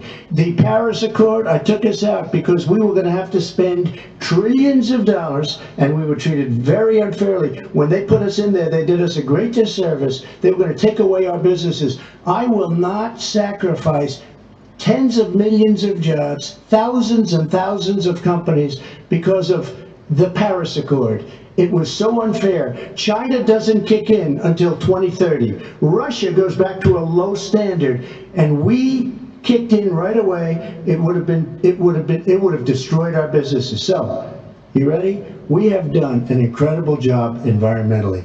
We have the cleanest air, the cleanest water, and the best carbon emission standards that we've seen in many, many years. Just said that. Vice President We Biden. haven't destroyed our industries. Vice President Biden, 2 minutes to you, uninterrupted. Climate change and climate warming, global warming, is an existential threat to humanity. We have a moral obligation to deal with it. And we're told by all the leading scientists in the world, we don't have much time. We're going to pass the point of no return within the next 8 to 10 years. 4 more years of this man eliminating all the regulations that were put in by us to clean up the climate, to limit the emissions, will put us in a position where we're going to be in real trouble. Here's where we have a great opportunity. I was able to get both all the environmental organizations as well as labor, the people worried about jobs, to support my climate plan. Because what it does, it will create millions of new good-paying jobs. We're going to invest in, for example, 500,000 50,000 charging stations on our highways so that we can own the electric car market of the future. In the meantime, China is doing that. We're going to be in a position where we're going to see to it that we're going to take 4 million existing buildings and 2 million existing homes and retrofit them so they don't leak as much energy, saving hundreds of millions of barrels of oil in the process and creating significant number of jobs. And by the way, the whole idea of what this is all going to do, it's going to create millions of jobs. And it's going to clean the environment. Our health and our jobs are at stake. That's what's happening. And what right now, by the way, Wall Street firms indicated that my plan will in fact create 18.6 million jobs, 7 million more than his. This is from Wall Street. And I'll create $1 trillion more in economic growth than his proposal does. Not on climate, just on the economy. Well, President Trump here came out and said very strongly, $6,500 will be taken away from families under his plan, that his plan is an economic disaster. If you look at what he wants to do, you know, if you look at his plan, his environmental plan, you know who developed it? AOC +3. They know nothing about the climate. I mean, she's got a good line of stuff, but she knows nothing about the climate, and they're all hopping through hoops for AOC +3. Look, a real plan costs $100 trillion.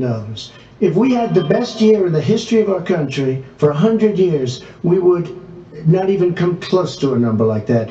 When he says buildings, they want to take buildings down because they want to make bigger windows into smaller windows. As far as they're concerned, if you had no window, it would be a lovely thing. This is the craziest plan that anybody has ever seen. And this wasn't done by smart people. This wasn't done by anybody. Frankly, I don't even know how it can be good politically. They want to spend $100 trillion. That's their real number. He's trying to say it was 6. It's $100 trillion. They want to knock down buildings and build new buildings with little, tiny, small windows. I mean, and many other things. Okay. And many other things. Let me have the Vice President respond, and we're running out of time, and we have a lot more questions to get to. So let's hear from the Vice President. I have a number more questions. I don't know where he comes from. I don't know where he comes up with these numbers. Putting $100 trillion. Give me a break. This plan is endorsed by every major environmental group and every labor group. Labor. Because they know the future lies. The future lies in us being able to breathe, and they know there are good jobs in getting us there. And by the way, the fastest growing industry in America is solar energy and wind. He thinks wind causes cancer, windmills. It's the fastest growing jobs, and they pay good prevailing wages, 45, 50 bucks an hour. We can grow and we can be cleaner if we go the route I'm proposing. President Trump, please respond, and then I have to follow. We are energy independent for the first time. We don't need all of these countries that we had to fight war over because we needed their energy. We are energy independent. I know more about wind than you do. It's extremely expensive. Kills all the birds. It's very intermittent. Kills all the birds. Problems, and they happen to make the windmills in both Germany and China. And the fumes coming up, if you're a believer in carbon emission, the fumes coming up to make these massive windmills is more than anything that we're talking about with natural gas, which is very clean. One other thing. Find me a solar. I love solar, but solar doesn't quite have it yet. It's not powerful yet to really run our big, beautiful factories that we need to compete with the world. So it's all a pipe dream. But you know what we'll do? We're going to have the greatest economy in the world. But if you want to kill the economy, get rid of your oil industry. You want, and what about fracking? All right, let me allow Vice President Biden to respond. I never said I oppose fracking. You said it on tape. I did show the tape. Put it on your website. I'll put it on. Put it on the website. The fact of the matter is, he's flat lying. Would you rule out banning fracking? I do rule out banning fracking because the answer, we need other industries to transition to get to ultimately a complete zero emissions by 2025. What I will do with fracking over time is make sure that we can capture the emissions from the fracking, capture the emissions from gas. We can do that, and we can do that by investing money in doing it, but it's a transition to that. I have one more question in this pod. Excuse me, he was against fracking. He said it. I will show that to you tomorrow.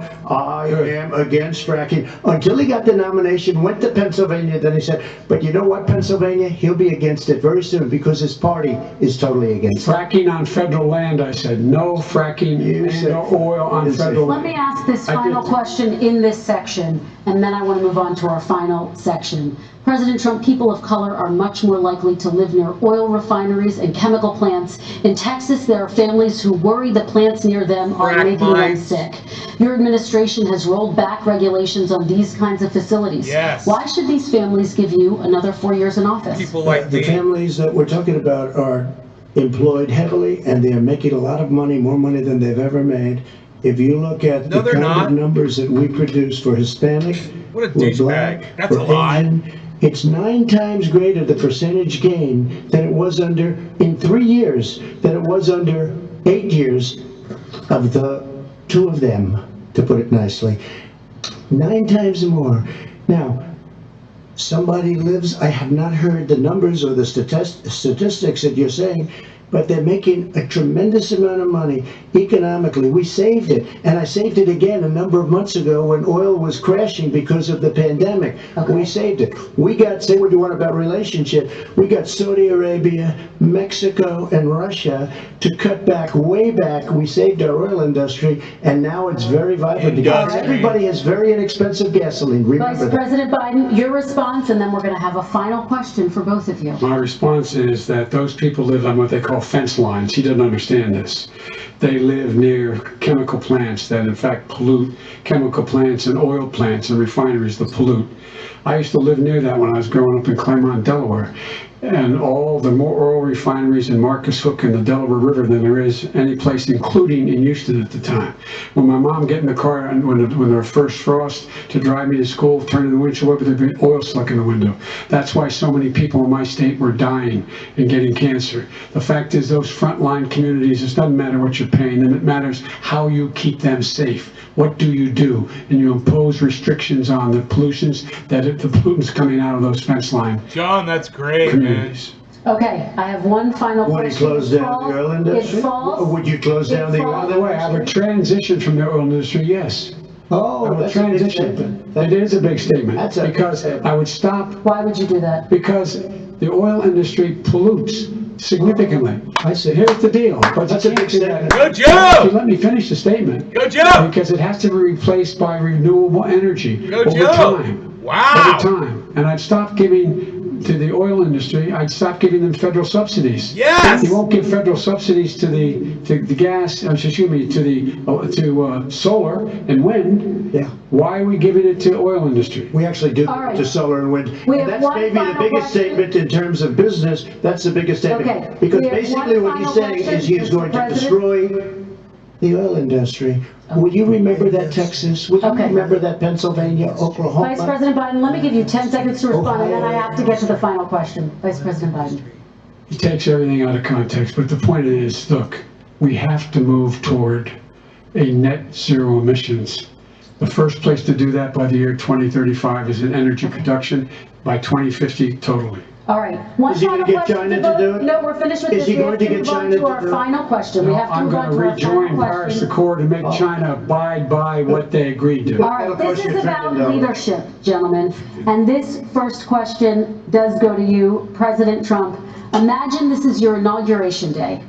What will you say in your address to Americans who did not vote for you? You'll each have 1 minute, starting with you, Mr. We have to make our country totally successful as it was prior to the plague coming in from China. Now we're rebuilding it and we're doing record numbers, 11.4 million jobs in a short period of time, etc. But I will tell you, go back.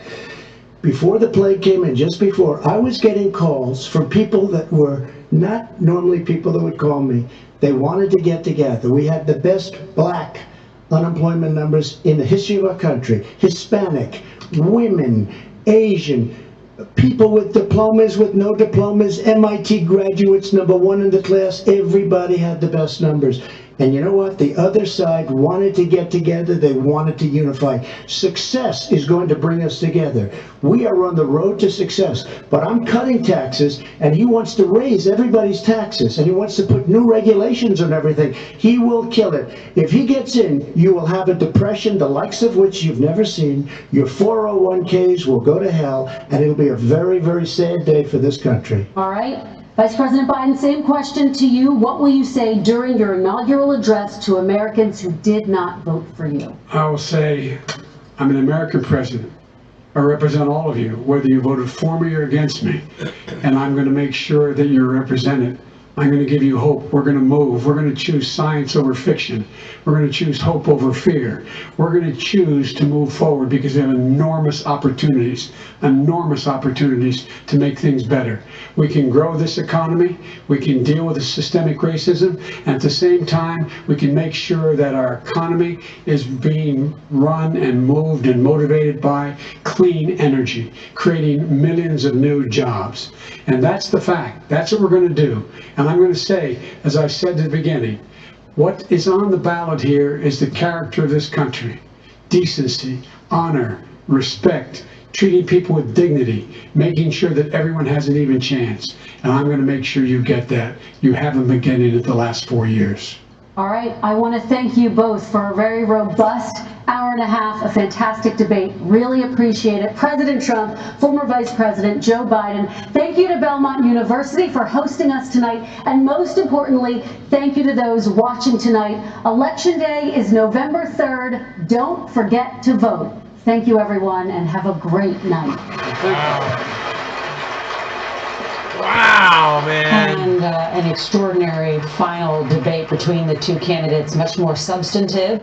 Wow, man. I'm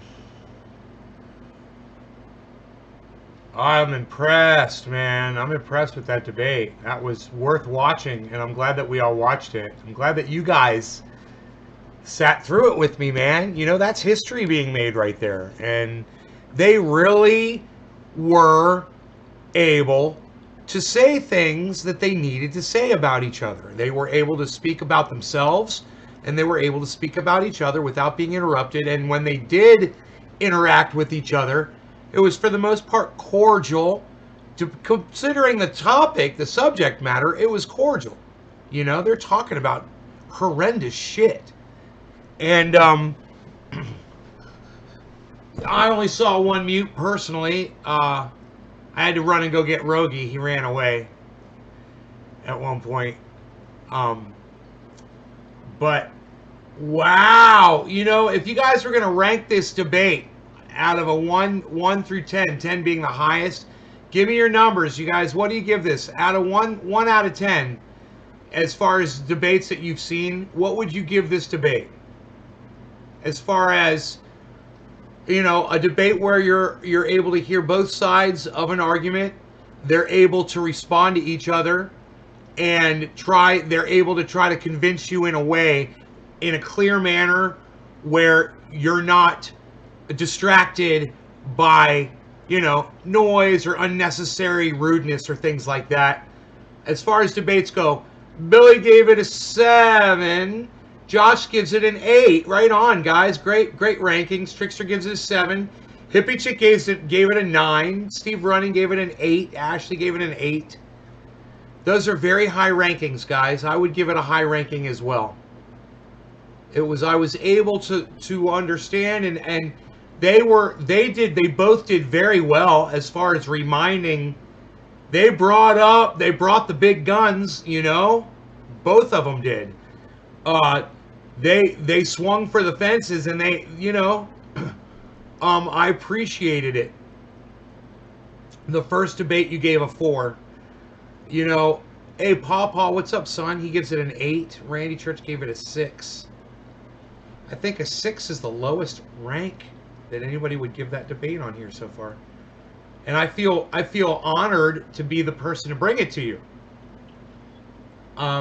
It makes me feel good that you guys appreciated it and you appreciated the debate.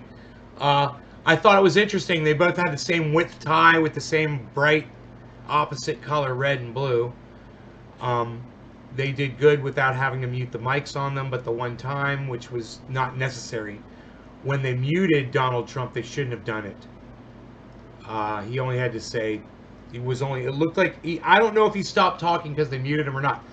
There were other times when I believe, and Billy, I think, agreed, that Donald Trump should have been muted. She gave him 10 seconds to speak, and he spoke for 30 or 40 seconds. She said, you've got 10 seconds. And she just let him ramble. And I'm like, she should have told him to stop, and if not, they should have muted his mic. They didn't. That's okay. That's just what I think. That's just my opinion and Billy's opinion. I agreed with him when he said that. It was a very interesting debate. They covered, I said Donald Trump's going to mention Hunter, and man, they went right into it, didn't they? Right? You tricksters, like, yeah, you could understand it. They weren't allowed to bully each other, correct? Steve Running. Right? I got it nice and fucking cold in here. I don't need air conditioning tonight, which is great, man. It's cold outside.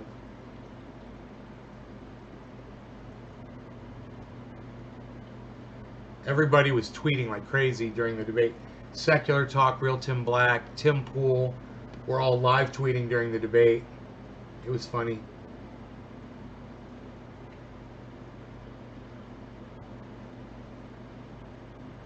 Full responsibility.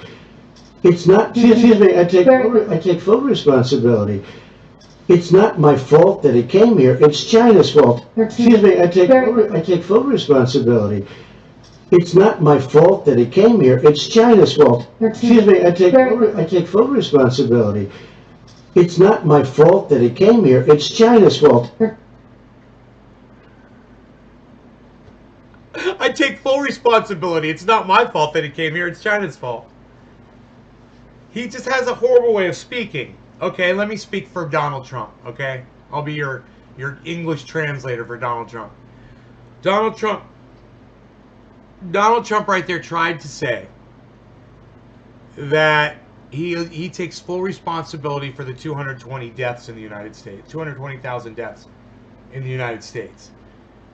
But it's not his fault that it came here. I understand what he's trying to say.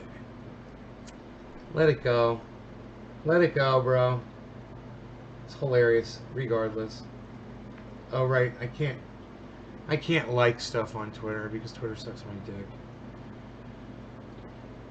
What are you ranking it? I give that debate, as far as debates where I'm able to hear and they're able to talk and they both were able to, I give it a 10, man. I give that debate a 10 as far as all debates I've seen. Even civil debates, people cut each other off and talk over each other. There was none of that in this debate. There was no talking over each other. I liked it a lot. I don't like either of the people that were involved in it. But they put on a really good debate, man. I'm a debater. I like debates. From somebody who watches a lot of them, participated in a few. I know a good debate when I see one. I give that one 10 out of 10, man. Did either of them convince me to vote for one or the other? No. I say it's a draw. A good debate doesn't always have a winner. A good debate doesn't always have a winner. And that's okay. But it was a great debate. And,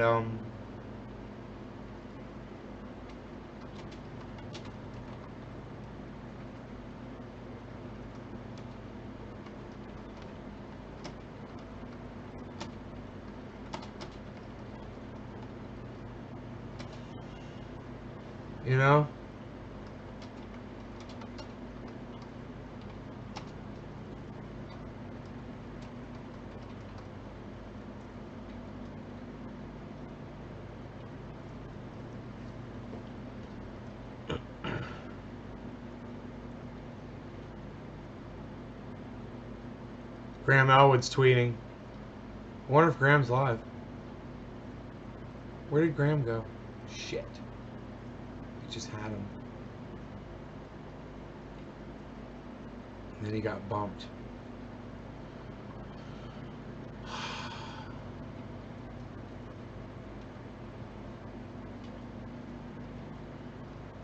What did Graham say?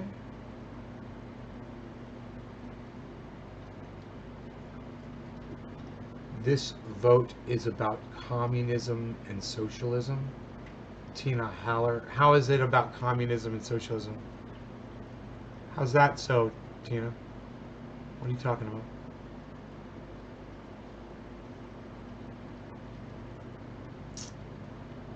Graham Elwood. What was he tweeting about? What did you just tweet, Graham?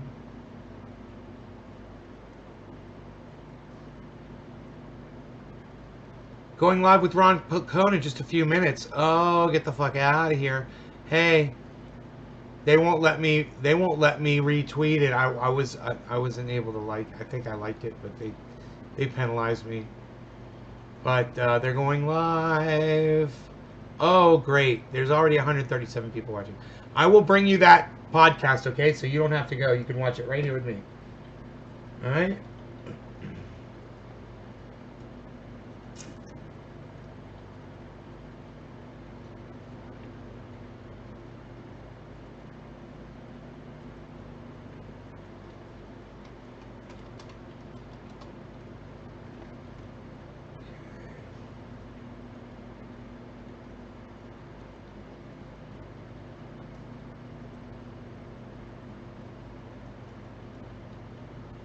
Days Garden. I can't wait for him to say that.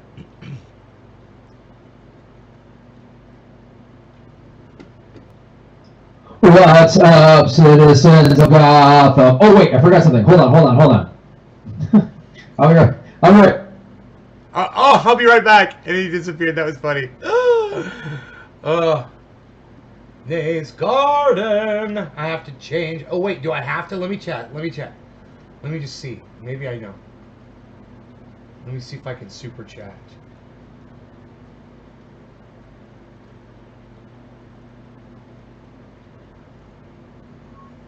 Let's see what happens here.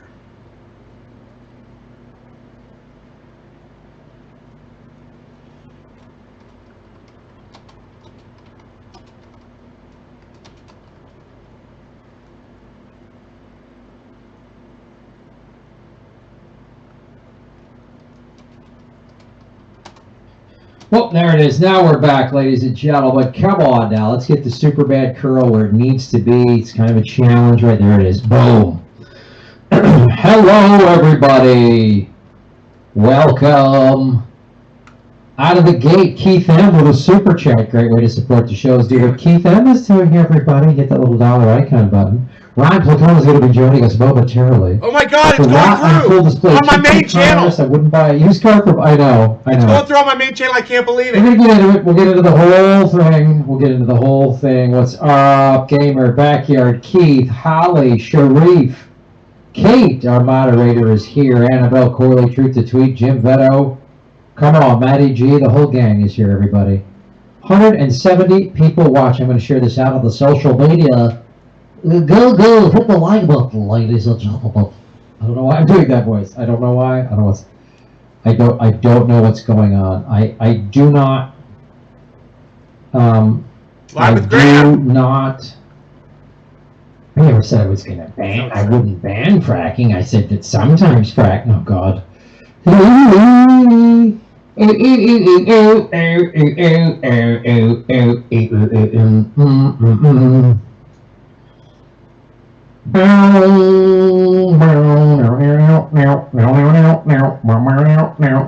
so excited. Let's do it, everybody. Join us here. That always makes me happy. It was an exciting time. And also, we're live on the Rockfin. Let me share it out on the Rockfin Independent Left News. Audie Presley, Tangerina Hayes. Hello. I'm going to share that we're live on the Rockfin.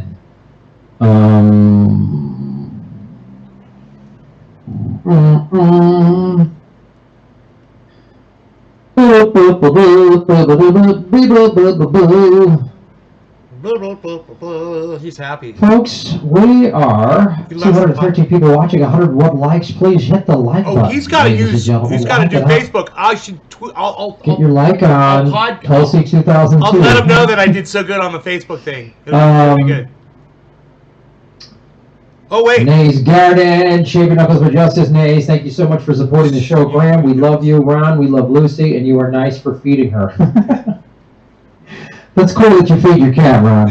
It'd be kind of a dick move if you didn't. I mean, I don't want to tell you how to run your business, but it's kind of a dick move to not feed your cat. Hello, Pat the Batman fan. What's up, Sailor Man? Hello. Okay, tell him about Facebook. Progressive Conversations with Lloyd. Lid. I Just Our Nature. Bunch of other names. I can't read all of them. Ha ha. Hello. Remember now. Kate is our moderator, folks, so if you say something dumb, she can pull the thing. Does Graham need a cat? Let's hear. I don't know. I mean, I like cats, but I just... Rockford of the house as well. We have quakes in Atlanta now thanks to fracking. Jesus. Oh, two old assholes debating on who's not going to ban fracking. Let's bring Ron Pocona, ladies and gentlemen. 245 people watching. We have 122 likes. Ron and I are going to get into this, and we're also going to answer your questions. It's what's fun business when Ron's on the shizzo. You're watching The Political Vigilante with my very special guest, Ron Pocone. Hello, Graham. What a fine night for democracy. That was just spectacular. I mean, I thought they both just crushed it. I mean, it's hard to really pick a winner. I mean, I feel like we're all winners. That was the participation trophy medal of political discourse. It was amazing. Yeah, there, I'm sending it. Definitely. If I had one word, I'd just say proud. Yes, and then Trump would add boys to it. Boom. Yeah, and stand back and stand by.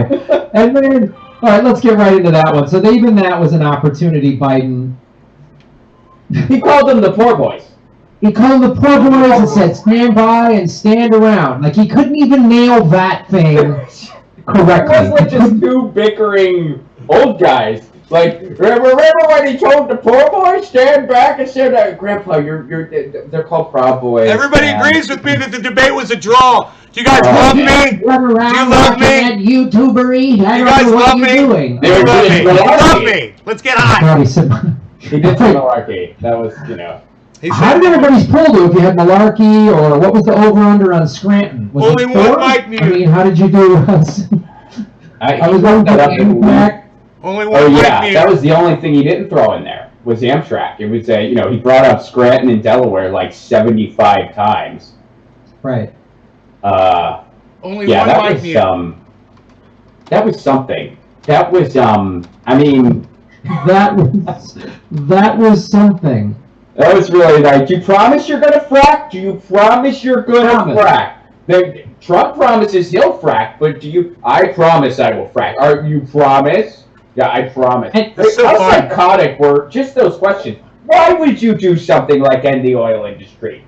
Why would you do that? Oh. They advertise on our network. Why would you do that? Yeah. It was all they talked about was the economic impact.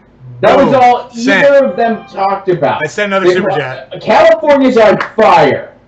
Cheers. Colorado has fires now. No longer that's right. For all.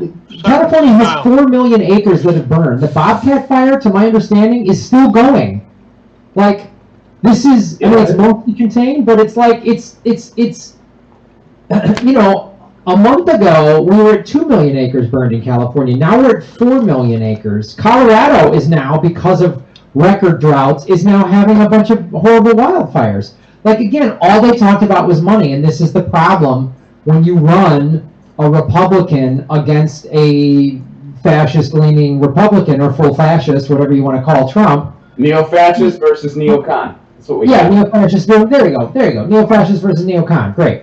Is when Trump goes, you're going to take jobs away from Texas and Oklahoma and Pennsylvania. Like, he says that, you can't, the reasonable argument, if you were an actual lefty, an actual progressive, that had an actual 371 people watching. If they're on Facebook, they have like fucking 10,000. Has caused record earthquakes in Oklahoma. So the citizens of Oklahoma and Texas, God, they don't want this anymore. We want to transition them, and we'll transition them. You guys share this in Facebook groups. We're not going to take anybody's share my video in Facebook groups. We're going to right actually replace it with something better. That's what you do, but you can't, when you're just like, he's talking about, Joe Biden's talking about the Paris Accord and all this other stuff from the 80s, you're like, okay. I mean, overall, this debate actually kind of was one compared to the first one. It was still a train wreck, but at least they weren't yelling over each other the whole time. And it didn't sound like an amateur podcast the whole freaking time. No, so that's a debate. It surpassed that bar. We were able to hear. By the way, you should get a cat. And I got talking about cats. I do feed mine every day. Okay. I don't know. Nate gave me a shout out for feeding my cat. I'm like, yeah, that's part of the gig. You feed her. You feed the cat. You feed the cat. Something you do. Ray's Garden, I did a Facebook Live today and had over 2,000 views. Graham, let's get you over to Facebook soon. Ron, too. The debate was a draw. Yeah. Yeah, I know. I gotta do restream and get it on all these different platforms at the same time. That's the thing. Yeah, that's the thing I've missed. Just go to Facebook sometimes. Just go to Facebook. But do a Facebook broadcast. Cat B is here. What's up? Let's read a couple more of these. Annabelle Crowley, all the way from Australia, watching our fine democracy in action. We got a malarkey. I can die happy now. We got a malarkey. He didn't let you down. So glad we got. We got to come on, man. I mean, the come on. You know, the big money was on definitely a Scranton or two mentions, and we got a couple of Scrantons. But when Malarkey came in, boy, that just like he's gonna mention me right now. My poll went through the roof. Nays Garden, only one mic mute on Trump for 2 words. Yeah, I know. They said we're gonna mute these guys, but they didn't. They let them fire it off. Yeah, well, I mean, hey, in fairness, they didn't really have to. Right. I mean, they were both pretty well said, Ron. Fair about each other's speaking time. In fairness, was they different really than last time. It's sad that that's a bar that we even need to. That's mention. what I said. Right. I agree. So, well, it sounded like a debate. Yeah, right. You know, the substance of it was just bullshit, but it was 2 men having a debate, like grown-ups, comparatively speaking. I love what. Yeah, we got to actually hear we got to hear the finer points of these 2 Republican candidates debate in the Republican primary. You guys share this. Share this all over. Oh, wait, this is the final debate of the general. My fault. Tom Carter, I like my poor boys on standby, my Elwood's Graham, my Ron's fully placoned. And my knuckles Where's my party? Oh, boy. Annabelle Corley again. What's up, Annabelle? But Graham, we only have fires because we haven't raked leaves. Yes, I know. If Australia would just rake more leaves, they wouldn't have had the fire problem. So maybe and have less toasters. Yeah. Well, that's. I mean, we're not gonna. I mean, Ron, really, at this point, yeah, I think Ron's laptop was just given to a Mac repair shop, and there's all these weird toaster emails in there. So it's just kind of peculiar. It's just keeps getting weird. It just keeps getting weird. That's a Russian plant. The laptop, or a time-traveling Russian took my laptop somewhere. That's all that happened. All right, okay. It's just weird that you were looking at Russian toasters. Like, why would you want to buy toasters from that country in particular? I just they make good vodka. They make good toasters. Everybody knows that. Okay, all right. That's a thing. I don't know. I feel like I keep asking questions and then more questions pop up. So this gets weird to me. It's because you don't want to accept the answers. You don't want to accept that toaster rebels can't melt steel beams. You won't accept that. Oh, okay. Sure thing, buddy. Whatever you tell yourself. Sharif Snubbs, what's up? Shaver Knuckles for Justice. Trump calling out Pelosi will land. I'm sad to say I know people in my circle who will vote that way. No, I mean. So yeah, let's get into some of the specifics. Get into the specifics. Where do you think? I mean, obviously the polls are saying, "Oh, Biden's in the lead," but the polls 4 years ago said Hillary was in the lead. So, where do you think, Trump landed a few, and where do you think Biden landed a few? Well, I'll say this. I think that, and every single rebuttal Trump had, every single one. I mean, let's put this on the table once and for all. And I know I'm kind of preaching to the choir, on this show. But if there's anyone who's not sure, let's make it clear once and for all. Lee Camp wrote a pretty good article in Consortium News the other day of who to blame if Donald Trump wins again. And I'll tell you, I think tonight really proved, beyond a shadow of a doubt, the person to blame is Joe Biden, Joe Biden, Joe Biden, Joe Biden, and Joe Biden. Every single rebuttal that Donald Trump had, every single one of them, he could not have made any of those rebuttals if the candidate would have been Bernie Sanders. None of them. None of them. They bring up corruption. He brings up Hunter. He brings up Wall Street. They bring up foreign policy. Biden will just sound more hawkish than him. They bring up healthcare. He'll bring up the disaster the ACA was, and that Biden doesn't really have a plan to do anything about it and was ineffective for 40 years prior to that. They bring up racism. Trump can bring up the crime bill. This is what happens when you have a guy who has so many skeletons in his closet, he didn't need to decorate his yard for Halloween last week. It's already decorated. That's what happens. So, I mean, every single rebuttal Trump has, it's because Biden's the candidate. It's because it's such a terrible opponent, and Biden can't refute anything. Trump, once again, he attacked Biden from the left and the right at various times, and Biden just didn't know what to do in that situation. He's like, he attacks him from the right, well, you can't raise the minimum wage, you can't do this, and then he attacks him from the left, like, oh, well, you didn't do this and this, and you take money from Wall Street. Like, he'll, and Biden just kind of gets stuck in that, but Trump also completely hung himself a bunch of times, and I'll tell you, overall, I think the most memorable moment of this debate will be the moment where Joe Biden said 525 kids are looking for their parents, and Donald Trump said, good. Yeah. That's going to be the frickin' moment. And that was, and under immigration, again, Donald Trump is absolutely terrible, but Donald Trump will be able to deflect, and he did, where he brings up, hey, you and Obama built those cages, but then when Joe Biden brought that up, and Trump said, good. I missed that. That's going to be a big soundbite, man. We live in an era of soundbites. That will be the big soundbite, and that's going to be what people remember. Just like last time, they remembered the Proud Boys moment. I mean, Donald Trump did hang himself twice, big time, which is Biden's only chance. If Donald Trump, shoots himself in the dick hard enough that he can't possibly recover. Right. It's not, nobody's excited about Joe Biden. They just really want to get Trump out of there. That's what all Biden really has. I mean, I think, Trump landed a lot when he just kept saying, well, you had 8 years. Why didn't you do this? That was pretty strong. That was pretty compelling. But then there was just, at the beginning when they were talking about COVID, that's where I felt like Biden was saying, Biden can just keep saying 220,000 deaths, 220,000 deaths. And it's like, the thing that's different than 4 years ago is there's been 40 million votes cast by mail already. Like, that's a record number. And I wonder how many of those are for Trump, or are they just people who are like, we're so done with Trump, we're voting early. I don't know. I mean, it's looking different than 4 years ago. Hillary and her campaign were so cocky and so arrogant. The media was so arrogant, and a bunch of people just stayed home and didn't vote. Graham Superman Carl is on point tonight. I've never seen this kind of a get out the vote movement. I mean, like, I haven't seen this in a long. I don't know that I've ever seen it like this. I think you could say 2008, and there was pretty much a landslide Obama victory in 2008. So yeah, and I think when it came to COVID, Biden did have his talking points lined up, and he landed them pretty well there, like he did, and from a debate standpoint, he absolutely did.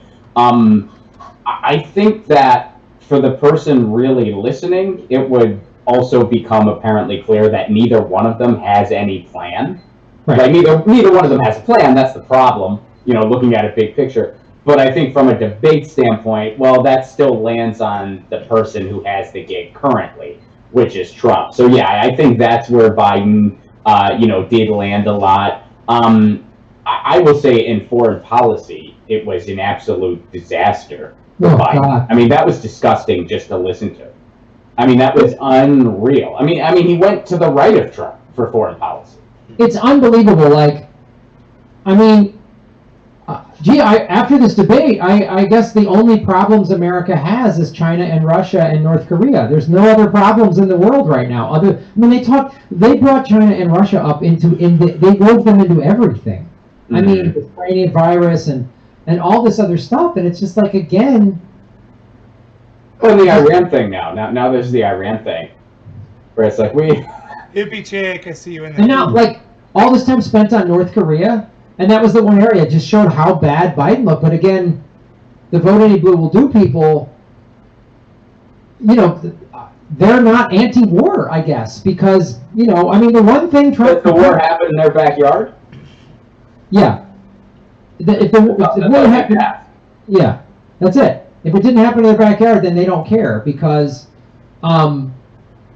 they don't matter, and like a leader going to meet with Kim Jong-un is I mean, there's so much I can be critical of Trump of and have and will, but like when he met with Putin and everyone on the left goes, see, Putin's his buddy. I'm like, two superpowers who could wipe out life on planet Earth are having a peace talk. That's a good thing. Yeah, that's a good thing. It doesn't mean that they're not both pricks.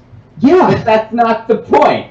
You don't have to like world leaders. It doesn't. Right. They're not good people, pretty much any of the time. But that's irrelevant. You don't want them to go to war with each other. That's the point. Right. The reality is too. Listening to talk about North Korea is just so preposterous because on like 4 or 5 different occasions, North Korea has either back-channeled or in sort of coded messages asked for help because they're dying financially. Right. Their system is not like. Cuba's communism actually has been able to open up and work, and theirs hasn't. And so we could talk them down very easily. They're well aware that we could wipe them off the map pretty quickly. But all we got is war. Like it's unbelievable just listening. And again, that's when Trump came at Biden from the left, and you're just like, God, it's so disappointing that there's no anti-war option on that stage. Just none. There's no chance. It's not even that there's no anti-war option. It's that how disgustingly repulsive is it? And it goes beyond. I mean, it's our entire duopoly. It was even the moderator on the frickin' stage, and it just shows you how insanely imperialistic of a nation we are, at least in leadership. And it's like, how horrible on foreign policy do you have to be, where you almost make the guy who recently illegally assassinated a general look like a pacifist in comparison? Yeah, that's the United States, man, and it is beyond disturbing and beyond appalling, and it ain't going away anytime soon. No, that was so obvious. It's just like, and Trump, is like, oh, I've done so much for peace, and it's like, you're still bombing 7 countries, and Biden's not going to call Trump out for that, because that's what he's doing, because he helped us get to 7 wars. He's going to keep the bombing of the 7 countries. Absolutely. He's going to keep the sanctions on Iran and Venezuela. We might even invade those countries if Biden's president. I mean, it's insane to me to just, these are our options. These are our 2 options, is the 2 guys that love war, the 2 parties that love war, on a network that loves war. It's nuts, man. Well, I mean, even the North Korea thing, I mean, in 2015, there's that really popular Noam Chomsky clip. I think he was on Democracy Now! and he was just talking about well, here's how we could solve our problem with North Korea. And he basically said, and this is a paraphrase because these were not the words Chomsky used, but this is basically what he very eloquently put, and I'm going to put it not as eloquently. He basically said, we could just stop being assholes to them. Right. That's basically what he said. He's like, we're intimidating them. We're flying our planes there. Right. They're just like, hey, can you not? I mean, it's making us uncomfortable. That's why we're still. I mean, if you just don't want to, we're like, what? Shove what? We could just be like, okay, we're gonna bounce. That's cool. We're gonna walk away too. We could just do that. Game over. I mean, it's weird. You surround a small little country with a bunch of battleships that could wipe it off the earth in about 9 minutes, and they act crazy. They act scared and nuts. It's weird. It's like weird reaction. If I surrounded your house with like 35 guys with armed weapons and just said, "We just want to keep it safe," fucking fly drones. You'd be in your home going, "Shit." Didn't you get the tweet we sent? These bombs have democracy in them. Did you not get that memo? We put rainbow flags on them this time. Did that make me feel They're better? green. They're green. They're green. Before we greened them up. Right? They're funded by biodiesel. Isn't that neat? Does that make you feel better? 722 people watching, folks. 248 likes. Hit the 257 likes. Hit the like button, folks. Get the likes going. Hello to everybody over in the Rockfin watching as well. We're simulcasting on YouTube and the Rockfin. Let's read a couple more super chizats. Fark is garbage. Shaver Knuckles for Justice. Pretty absurd that our two candidates debated on which one built cages for small children. It's unbelievable. Yeah, right. Right. It's just preposterous, and there's not another voice allowed on that stage for good reason. You don't want someone on there going, "You're both awful." Yeah, you're both psychos. You're both psychos. You're both awful. Like, why are we putting kids in cages? This is not a Christian thing. Like, it's insane that these are our choices. Like, it really just is like, I can't even. They both parties love war. Both parties love deporting people. Both, putting kids in cages. Hat Shep, what's up? When Trump was asked about rolling back environmental regulations, he said it was good because those people are making lots of money now. Yeah, that's exactly what he said. And they all talked about, remember when Joe Biden said, like, oh, Wall Street likes my plan better because Wall Street says it'll create more jobs. And it's like, and it's fine to focus on, there's nothing wrong with mentioning that in a real Green New Deal, which of course, Biden doesn't support a Green New Deal, and of course Trump doesn't either. But in a real Green New Deal, yes, that does come with a lot of jobs. We need it. It's going to take jobs. It's going to take jobs to do everything we need to do. So yes, there is the economic component to it. And yes, that's a fantastic thing. But, the kind of leading bullet point should be, we're going to fix things so that we're not going to be not on this planet any freaking time soon. Right. That should be the first thing. Hey, we have to do something, or we're going to reach the point of no return. We have to frickin' do something. And then you can bring up, oh, by the way, there's like a butt ton of jobs. This is going to be a good thing. And they're not going to be shitty temp jobs that just wreck the environment, wrecks your health, and then we just move on and wreck somewhere else. They're going to be permanent jobs. They're going to be permanent green jobs. And the other thing, too, is, and this is the thing, when Trump goes, it's going to cost $100 trillion, like just one crazy Trump lie, and which is basically how are you going to pay for it. Biden cannot say, well, we'll pay for it the same way we pay for all these wars. He can't come at that because he helped us go from 2 wars to 7, and he'll keep the war machine going. So it's like he can't say, look, if we don't fix this, we're all going to die. So we have to fix this, and here's how I'm going to do it. I'm going to cut our military budget in half. I'm going to put this. I'm going to create peace with Russia and China and get them on board, since we're all big superpowers, and India and Brazil, to get them on board with reversing climate change. And we're going to all work together to do that as not just America, but as the human race. And we're going to put all Americans to work doing that. Yeah. That's how you say that. But you can't say that when you're funded by corporations. Did they that's how he could have handled North Korea. That's how he could have handled. I mean, let me tell you something. If one nuclear weapon is detonated, they talk about Earth is over. So we can't. This is an unwinnable war. It's insane. I'm going to go for complete disarmament because I want my grandchildren to see their 50th birthdays. So that's what we're going to do. And I'm going to sit down with Russia. I'm going to sit down with China, and I'm going to broker peace with these people. And I'm going to get us together to work together as a planet, to find a vaccine, to do everything together to save the planet. That's what I mean. But you can't do that when you work for these two corrupt parties. It's just maddening that, like, oh yeah, I mean, Madison, shut the. What is it? 1983. Shut up. You're only. I mean, I guess obviously they're like, well, only old people who don't know how to use mail-in ballots or whatever are still undecided or something. So let's have a debate from 1986 and. Well, Trump was definitely coming at it from that angle, and I think part of the reason, and Biden was too, but that's just because that's all Biden knows, because he literally is one of those people, like mentally, and you know what I mean? Like, but Trump was really hitting that hard. I mean, he was bringing up 401ks, he was bringing up this, he was bringing up that. And I think the reason he was doing that is because he probably saw the polls where he's down with 65 plus, and he probably thought, you gotta be kidding me. I'm not winning that demo. The Republicans not winning that demo. Now, I mean, I think we got to take these polls with a big grain of salt. I think whatever Trump's got, you got to add 10 to it. But in some polls, you even add that 10 to it, he's still down. So I know. I came up with a super chat. Here's some super chats. Annabelle Corley, shave your knuckles for justice. Lucy needs to get up on the podium and give them both the bum eye.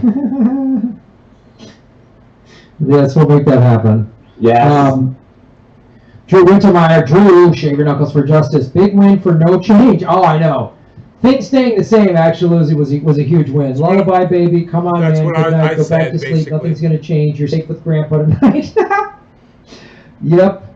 Amit Campbell, what's up, Amit? Amit, sorry, one of those ways was right. One of them was wrong. You choose. Thank you so much for supporting the show. You know the thing.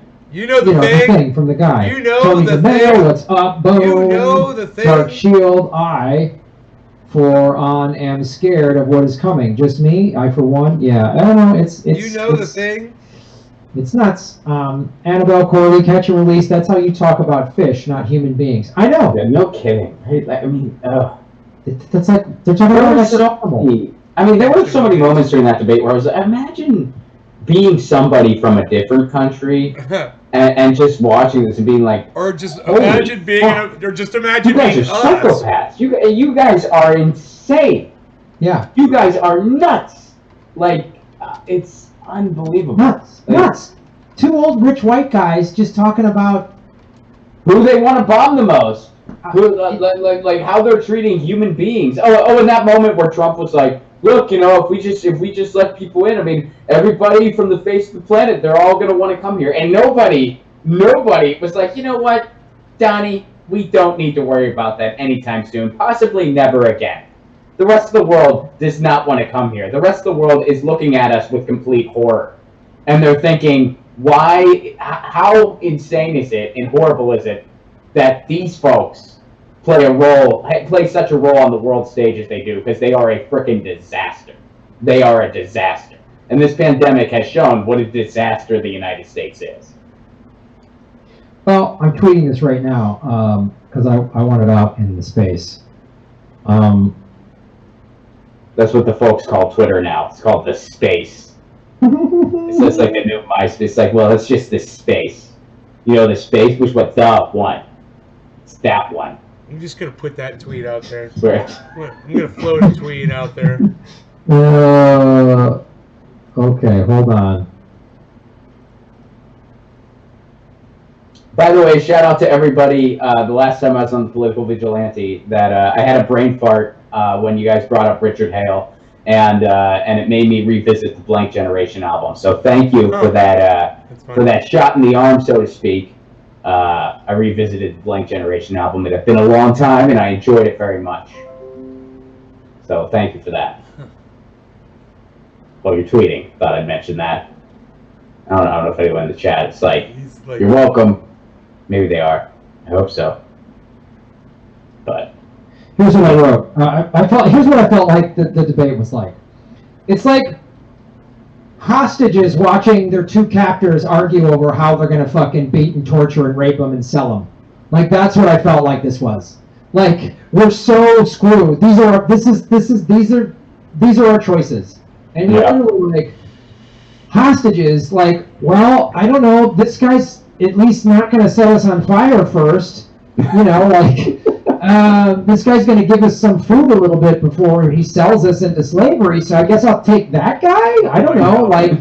It's so funny. Oh. He's got a good point. Dear Lord, it was just so brutal. Well, this is like the first time, I guess, in my life where I've never just been more, like, eager for it all to just be over.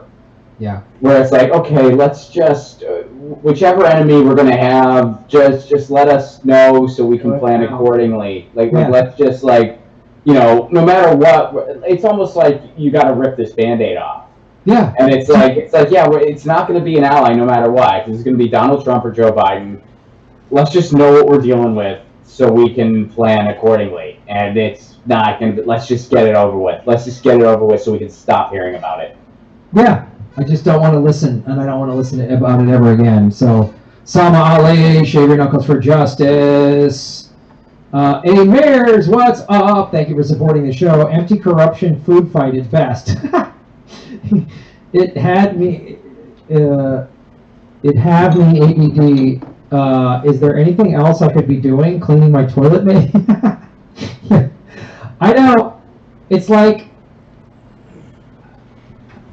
I mean, I think that's probably why 40 million people. What's funny is I did want to clean my toilet right before the debate. I was like, I don't have time. Well, I tweeted when I first, because I took a shower right before the debate started. I was just like, I feel like I really screwed up timing-wise because I'm taking a shower right before I watch something where after it's over, I'm going to feel like I need a fucking shower again, right? That's funny. Yeah, I kind of, I had to jump in the shower in the middle of it because I just was like, I couldn't.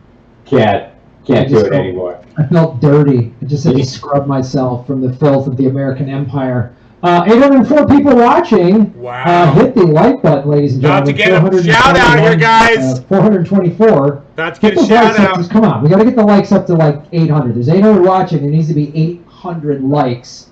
Everybody hit the like button right now. Hit it like the way Bitcoin has been going up. Come on, 13,000. DC, shave your knuckles for justice, DC. My friend in New York requested an absentee ballot, never received it, and tried checking its status online. New York Board elections show status as received. Jeez. Wow. Jesus Christ. But I mean that is another issue too. I mean it's going to be interesting to see what the results say, no matter what happens. And I think there's going to be a lot of shenanigans. No law regarding cannabis. Cannabis isn't just. I mean, somebody on the chat said that they live in a Latino neighborhood in California, and somebody set one of those ballot box things on fire. Yeah. Like it's just going to be nuts all over the place. It's just going to be nuts all over the place, and on both sides, it's going to be insane. My fear is that come the end of November 3rd, we're still not going to know, and it's going to drag on for weeks. Or something. I don't know. Yeah, I think that's. Yeah, it's going to be a minute. I mean, I think it's safe to say it's going to be a minute. Yeah, I don't want that to happen, but I think that's what is going to happen. Yeah. Annabelle Corley, what's up? Down under, boogeyman of socialist medicine will come and give you free health care. I know. Right. And that's the other thing. Like, if you had Bernie Sanders on stage or someone with his policies, you could say, dude, that's what my you could say those exact words. You could say. You guys say socialized medicine. It's just free Medicare. That's my super chat. Medicare for all isn't government-run health care. The government just negotiates the price. That's why the healthcare companies and the pharmaceutical companies are so against it. Anybody that's got Medicare, that's what happens. Conversation. You go to the hospital, you get a procedure done, they come back and say it's $1,500. The government comes in and goes, actually, no, it's only going to be $600. And they negotiate it down, and they have to pay the $600. That's why these companies don't want it. And why they've had free healthcare in all these other countries for decades, and people's cost of living is low. It's better way of life. Like it's just. I'm so sick of hearing this. I've heard this fucking argument for 30 years. I want free healthcare, and I don't want two rich assholes arguing over which form of me not having it I'm going to get. Yeah, it's such bullshit. I mean, and that was like when they were particularly in healthcare, and Donald Trump was going on that tirade. It was another one of those moments where you were just listening and you're like, I wish Biden was that guy you're describing right now. Oh my God, he's going to bring about socialized medicine. I freaking wish he's going to end fracking. I wish. I know. All these things, I was like, I wish he was that guy. I wish so bad he was that. And then Joe Biden's like, I'm not that guy. Bring up my super chat, Graham. It's like they're arguing over who's the bigger villain. Bring up my super chat while you're talking about it. I know, it really was. It's like you have two awful villains deciding how they're going to fucking set the village on fire. I will make sure not everyone gets healthcare. Well, I too have a plan to make sure not everyone gets healthcare. Unbelievable. It's unbelievable, man. Like, God. Go Graham. Capitalism is socialism for the oligarchs, somebody wrote. You got that right. Go Graham. Go Graham. You got that completely right. Super chat. Let's get into a couple more super chats here. His garden shave your justice. It's so frustrating to watch this shit, Well, it's really frustrating when you think about what we could have had. When you think of, especially when you look at like what happened in different parts of the world right now, like what happened in Bolivia recently, you really think about, gee, what if it was, I mean, tonight's debate, again, all those rebuttals that Trump was able to throw at Biden because of Biden's horrible history, he couldn't have thrown any of those at Bernie Sanders. The only rebuttal Trump had that he could have tried to throw at Bernie, and Bernie probably would have been able to deflect it, was the whole, like, they tried single payer in Vermont. And I guarantee Bernie's heard that for enough years, he would have been able to throw that back in his face. He'd be like, you know what, Donald, you're right. At one point in Vermont, we did try it, and because of a bunch of propaganda, they scared a bunch of rich people off of it. They were worried about the quote-unquote taxes because of that bullshit. Oh, your taxes will go up. Well, yeah, because you're paying the government for your health care instead of some bullshit insurance company. That's how it works. You're not paying that bullshit insurance company anymore. That's the freaking difference. And the propaganda was enough that it scared a bunch of people away. So you have that one, for instance, Donald Trump, that you can point to, that one time where it got stopped in its tracks in the United States. You know what I can point to, though? Every other industrialized country in the world where it works. So guess what? It's time for us to get with the times. He would have deflected that in a minute. He would have been just fine. That's the only rebuttal Donald Trump had that he could have actually used against Bernie Sanders. Because Bernie Sanders didn't write the crime bill. Bernie Sanders wasn't sitting beside Barack Obama when Barack Obama was being the reporter-in-chief. Bernie Sanders, I mean, the list goes on down the line. And I'm not saying Bernie's perfect. He's not. I can help but that. Man, would we be in much better shape. Much better shape. And like Trump would go, you voted for the Afghanistan war. And he'd go, yeah, I know I did. And I realized now it was a mistake. And this is why I would end these wars. I mean, it's just like on down the line. Yeah, when I make a mistake in foreign policy, you've made more mistakes than I have in foreign policy. I've been in government, like 40 years? You've been in it 3. And when I make a mistake, I actually own up to it. I say I made a mistake. You double down. You talk about how proud you are. Double down, He son. would have eaten his lunch. Bernie would have clocked him. He would have wiped the floor with him. And they knew that. Oh, here, That's why they stopped him, and Bernie allowed them to stop him and didn't fight back. Which, I don't know which is the worst crime. Annabelle Rivera, thank you both for all you do, Shape Productions for Justice. Love Lucy, you got it. Thank you. And she's running around here somewhere. Is she? Let's get her out there. She's somewhere. Emblem Fate, living used to be beautiful. No one can tell me when Biden is better until I, with my black skin, can visit Libya without fear of being sold and kidnapped. No, you have a very valid point. And Hillary laughed. Yeah. Hillary laughed. Also, since they brought that up, can we mention, and I'm not trying to defend Biden by any means here, but Donald Trump keeps repeating that lie that Joe Biden said super predator. He didn't. Super predators was Hillary Clinton. Joe Biden said a bunch of other horrible shit. Yeah, no, it was Hillary Clinton. Plenty of racist stuff. So I'm not defending the guy. I'm just telling the truth. He didn't say super predators. That was Hillary Clinton. But he won't, and he knows that, but he won't say it.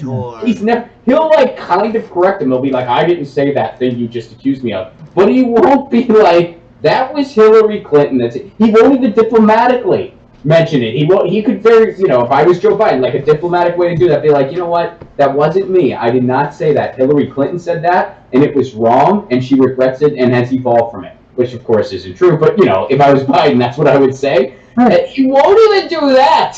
He won't. You don't speak ill of the Queen. That's it. It's crazy.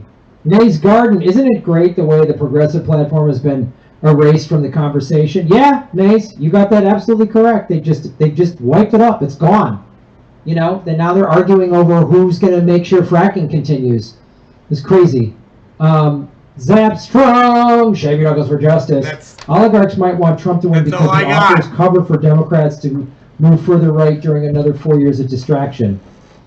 Yeah, I don't know, man. It's weird to see what the oligarch ruling class, maybe they're in disagreement, maybe they're having a disagreement over which one of these horrible people would be better for their nonsense? I don't know. It's hard to say. I'd imagine they are, because I'm sure some of them are like, well, we'd all be better off if things went back to quote unquote normal, which would be a Joe Biden. But then I think some of them probably see it, you know, like what the commenter said, like, well, Donald Trump will be, you know, the Democrats can just become more and more horrible, going, hey, look at the orange guy, we're still not him, and he's the reason for every problem in the history of ever, so we're going to keep, you know, being more and more horrible. Yeah. Yeah. Sharif Snug! Sharif, thanks for supporting the show. Shave your knuckles for justice. Graham, I got told I'm not serious about this election because I want to vote third party. Could you talk about splitting the vote? I'm tired of hearing that. Seriously, what does that mean? Well, it's, oh God, it's so ridiculous. I've heard that so many times because I voted third party so many times. You're not serious about the election. First of all, tell your friends who say that they don't understand how a democracy works. In a thriving democracy, they would have 3, 4, 5 reasonable, real candidates to vote for. Right. So there's 100 million people that don't vote. There's a reason they don't vote, because they watch debates like this one tonight and they're uninspired. They don't think nothing's going to change. 2 old rich white assholes from these 2 corrupt parties. Nothing. They're not. They just said they're not. So let's say you live in your. It's true. All right, you guys. Thanks so much for watching the show tonight. I hope you enjoyed the debate with me and Bong Hits. I am going to call it a night. How long did we go? 2 hours and a half minutes. 2 hours 29 minutes, almost 2.5 hours. That is amazing. Hey Doc, there you are. Hey, if you guys were talking and chatting and participating, I would have stayed, man. Nobody's talking to me at all. You guys are just sitting there. So I'm gonna go, you know, I would have smoked out and fucking I would have had fun, man. I didn't even think anybody was even here. I was enjoying that conversation so much. I was participating in it. I was talking to y'all, but nobody's talking back. Good, Doc. I'm glad, man. All right. It's too bad because, you know, if you guys would use the chat, it would scroll. You guys would, you know. Anyhow, I would promote Graham and Ron, but I think that's good enough. You guys catch them at Graham Elwood and Ron Placone, respectively, on YouTube. All right, guys. All right. Later, Megsy. I hope you guys enjoyed the debates as much as I did. All right. Bye, guys. Later.